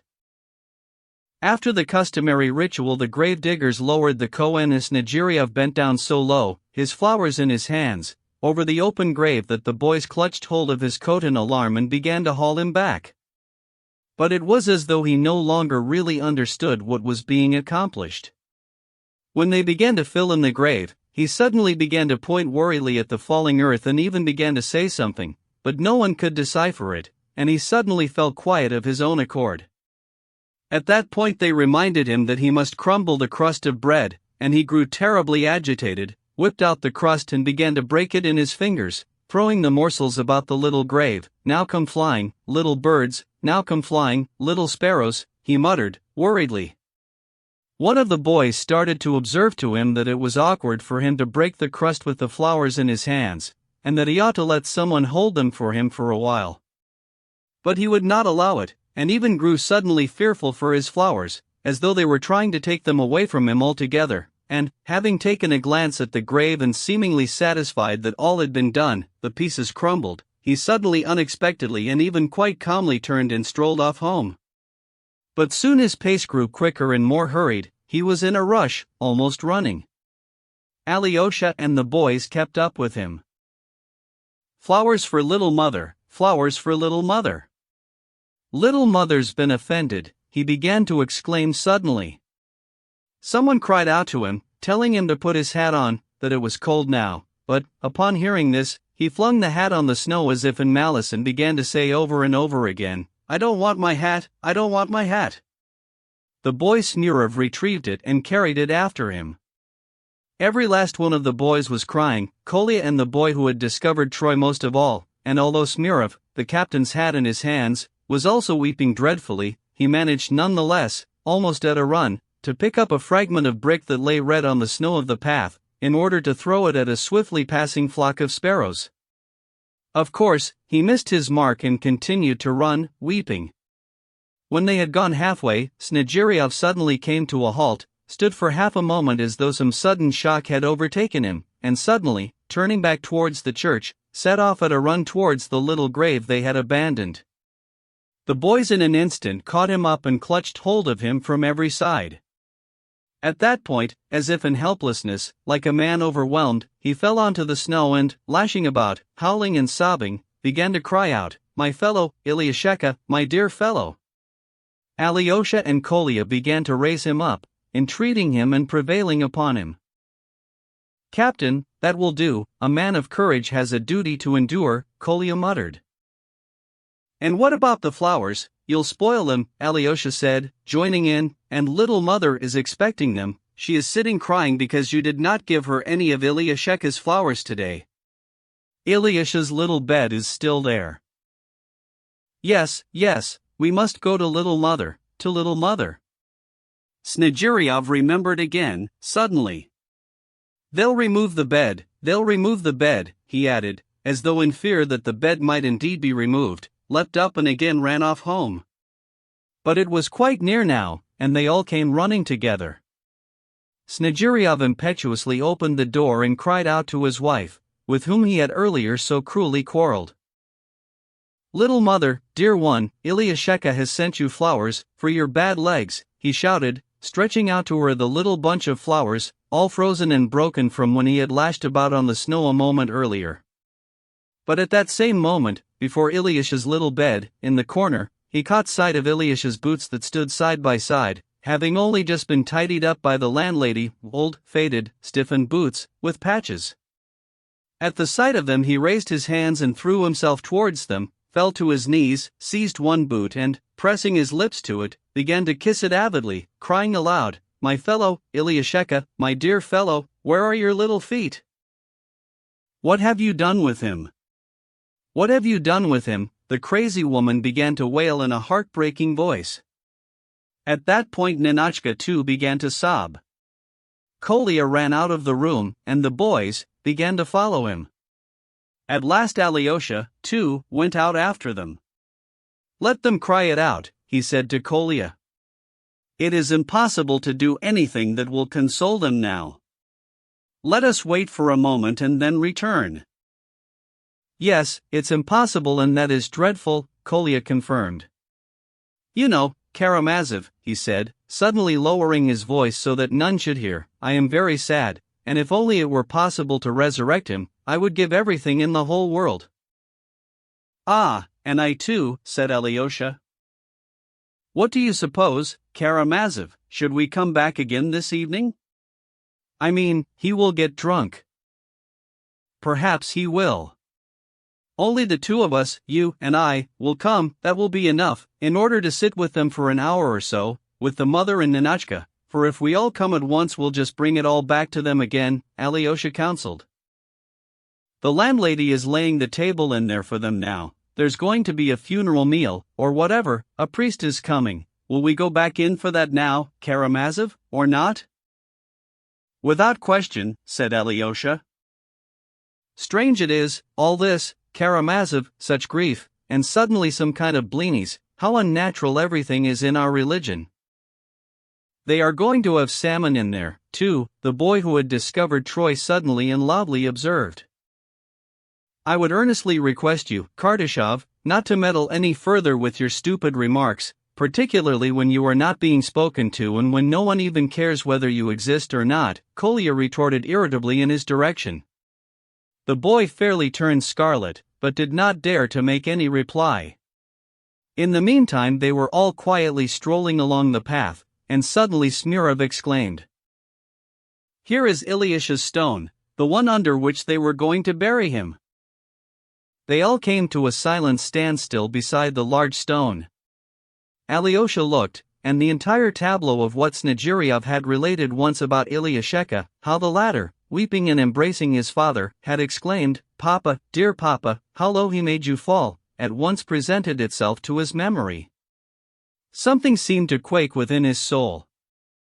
With a serious and important air he took in with his eyes all these dear, bright schoolboy faces, the faces of Ilyusha's companions, and suddenly said to them, "Gentlemen, I should like to say a few words to you here, at this very spot." The boys surrounded him and at once turned on him their fixed, expectant eyes. "Gentlemen, we shall soon be parted. I am going to be for a while yet with my two brothers, of whom one is about to go into exile, and the other is lying at the point of death. But soon I am going to leave this town, possibly for a very long time. And then, gentlemen, we shall be parted. So let us here, by Ilyusha's stone, agree that we shall never forget, in the first place, Ilyusheka, and in the second, one another. And whatever may befall us subsequently in life, even though we do not meet for 20 years hereafter, all the same let us remember how we buried the poor boy, the one at whom you formerly threw stones, do you remember, down there by the bridge? But whom everyone came to love so later. He was a wonderful boy, a kind and brave boy. He had a sense of the honor and of the bitter insult that his father bore, and for which he rose up. So, in the first place, let us remember, gentlemen, all our lives.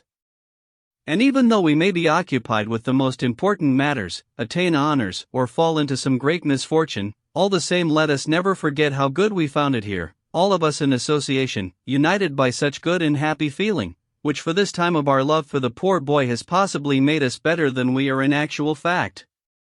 My little doves, allow me to call you little doves, for you resemble them very much, those pretty, warm gray birds. Now, at this moment, as I gaze upon your kind, dear faces, my dear young children, it may be that you will not understand what I am about to say to you, because I often speak very incomprehensibly, but you will nonetheless remember it and later one day will agree with my words.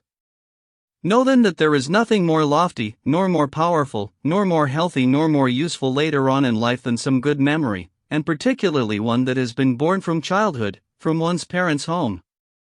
Much is said to you about your education, but a beautiful, sacred memory like that, one preserved from childhood, is possibly the very best education of all.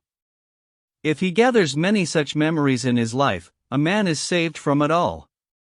And even if only one good memory remains within our hearts, then even it may serve some day for our salvation. It may be that we shall later even grow wicked, have not the strength to keep ourselves from a bad action, laugh at human tears and at those men who say, as Coleat exclaimed today, "I want to suffer for all men," and of those men we shall perhaps make wicked mockery. Yet nonetheless, however wicked we may be, though may God keep us from it, whenever we remember how we buried Ilyusha, how we loved him in his last days and how we spoke just now in such a friendly way and so together by this stone, then the cruelest and most mocking one of us, if thus we shall become, will nonetheless not dare to laugh within himself at the fact that he was kind and good at this present moment. Not only that, but perhaps this very memory alone will keep him from great evil, and he will have second thoughts, and say, "Yes, I was good that day, bold and honest." Let him smile to himself ironically, that does not matter. A man often laughs at what is kind and good, it comes of mere frivolity, but I want to assure you, gentlemen, that when he smiles that way, he will at once say within his heart, "No, I act badly in smiling ironically, for at those things one must never laugh." It will definitely be like that, Karamazov. I understand you, Karamazov. Kolya exclaimed, his eyes aflash. The boys had begun to grow excited, and also wanted to exclaim something, but they restrained themselves, gazing at the orator fixedly and with tender emotion. "I say this for the risk that we may become bad," Alyosha resumed. "But why should we become bad? Come to think of it, gentlemen. Let us, in the first place and above all, be kind, then honest, and then, let us never forget one another. This I repeat again. I give you my word, gentlemen, that I shall never forget a single one of you. Each face that gazes on me now, this moment, I shall remember, even though it be for 30 years. Today Kolya tried to make Kardashov think that we did not want to know whether he exists or not. As if I could forget that Kardashov exists and that he does not blush anymore now, as he did that day when he discovered Troy, but looks at me with those wonderful, kind, merry eyes of his. Gentlemen, my dear gentlemen, let us all be as magnanimous and bold as Ilyasheka, as clever, bold and magnanimous as Kolya, who will be far cleverer when he gets a bit older, and let us be as modest, but as clever and dear, as Kardashov. But why do I speak of those two? All of you, gentlemen, are dear to me from this day, all of you I shall enclose within my heart, as I ask you to enclose me within yours. Well, and who is it who has united us in this kind and good emotion, one which we shall always, all our lives remember and are resolved to remember, if not Ilyasheka, that kind boy, that dear boy, a boy who shall be precious to us until the end of the ages? Let us never forget him, and let there be for him an eternal and good memory within our hearts, from this day forth and to the ends of the ages. That's right, eternal, eternal, all the boys shouted in their resonant voices, their faces filled with tender emotion. Let us also remember his face, and his clothes, and his poor little boots, and his Cohen, and his unhappy, sinful father, and how he boldly rose up alone for him against the entire class. We shall remember, the boys shouted again, he was brave, he was kind. Oh, how I loved him! Kolya exclaimed. Oh, young children, oh, dear friends, do not be afraid of life. How good is life, when one does some good and upright thing? Yes, the boys repeated in ecstasy. Karamazov, we love you, they all caught up. Teardrops flashed in the eyes of many. Hurrah for Karamazov! Kolya proclaimed ecstatically. An eternal memory to the dead boy. Alyosha added once more with emotion. Eternal memory. Karamazov! Kolya cried, is it really true what religion says, that we shall all rise up from the dead and come to life and see one another again, and everyone, even Ilyasheka? Without question we shall rise, without question we shall see one another and joyfully tell one another everything that has happened, half laughing, half in ecstasy, Alyosha replied. Oh, how good that will be, burst from Kolya. Well, and now let us finish our talk and go to his funeral meal. Don't let it trouble you that we shall eat blinis. After all, they are a thing that is ancient and eternal, and good for all that, too, Alyosha laughed. Well, come on. Look, we shall go now hand in hand. And eternally, like this, all our lives hand in hand. Hurrah for Karamazov! Kolya shouted once more in ecstasy, and once more all the boys caught up his exclamation. Finus. About the author.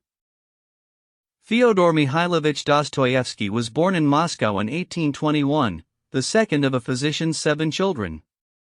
When he left his private boarding school in Moscow, he studied from 1838 to 1843 at the Military Engineering College in St. Petersburg, graduating with Hussar's rank. His first novel Tobe published, Poor Folk, 1846, was a great success. In 1849 he was arrested and sentenced to death for participating in the Petrushevsky Circle. He was reprieved at the last moment but sentenced to penal servitude, and until 1854 he lived in a convict prison at Omsk, Siberia. Out of this experience he wrote The House of the Dead, 1860. In 1860 he began the Revue Vremya, Time, with his brother. In 1862 and 1863 he went abroad, where he strengthened his anti-European outlook, met Apollinaria Soslova, who was the model for many of his heroines, and gave way to his passion for gambling. In the following years he fell deeply in debt, but in 1867 he married Anna Grigoryevna Snitkina, his second wife, who helped to rescue him from his financial morass. They lived abroad for 4 years, then in 1873 he was invited to edit Grazden in The Citizen, to which he contributed his Diary of a Writer. From 1876 the latter was issued separately and had a large circulation. In 1880 he delivered his famous address at the unveiling of Pushkin's memorial in Moscow. He died 6 months later in 1881. Most of his important works were written after 1864, Notes from Underground, 1864, Crime and Punishment, 1865-6, The Gambler, 1866, The Idiot, 1868, The Devils, 1871, and The Brothers Karamazov, 1880. Pigeon, Publishing House, presented. The Brothers Karamazov. Author, Fyodor Dostoevsky. Thank you for listening to this audiobook. We hope you enjoyed it.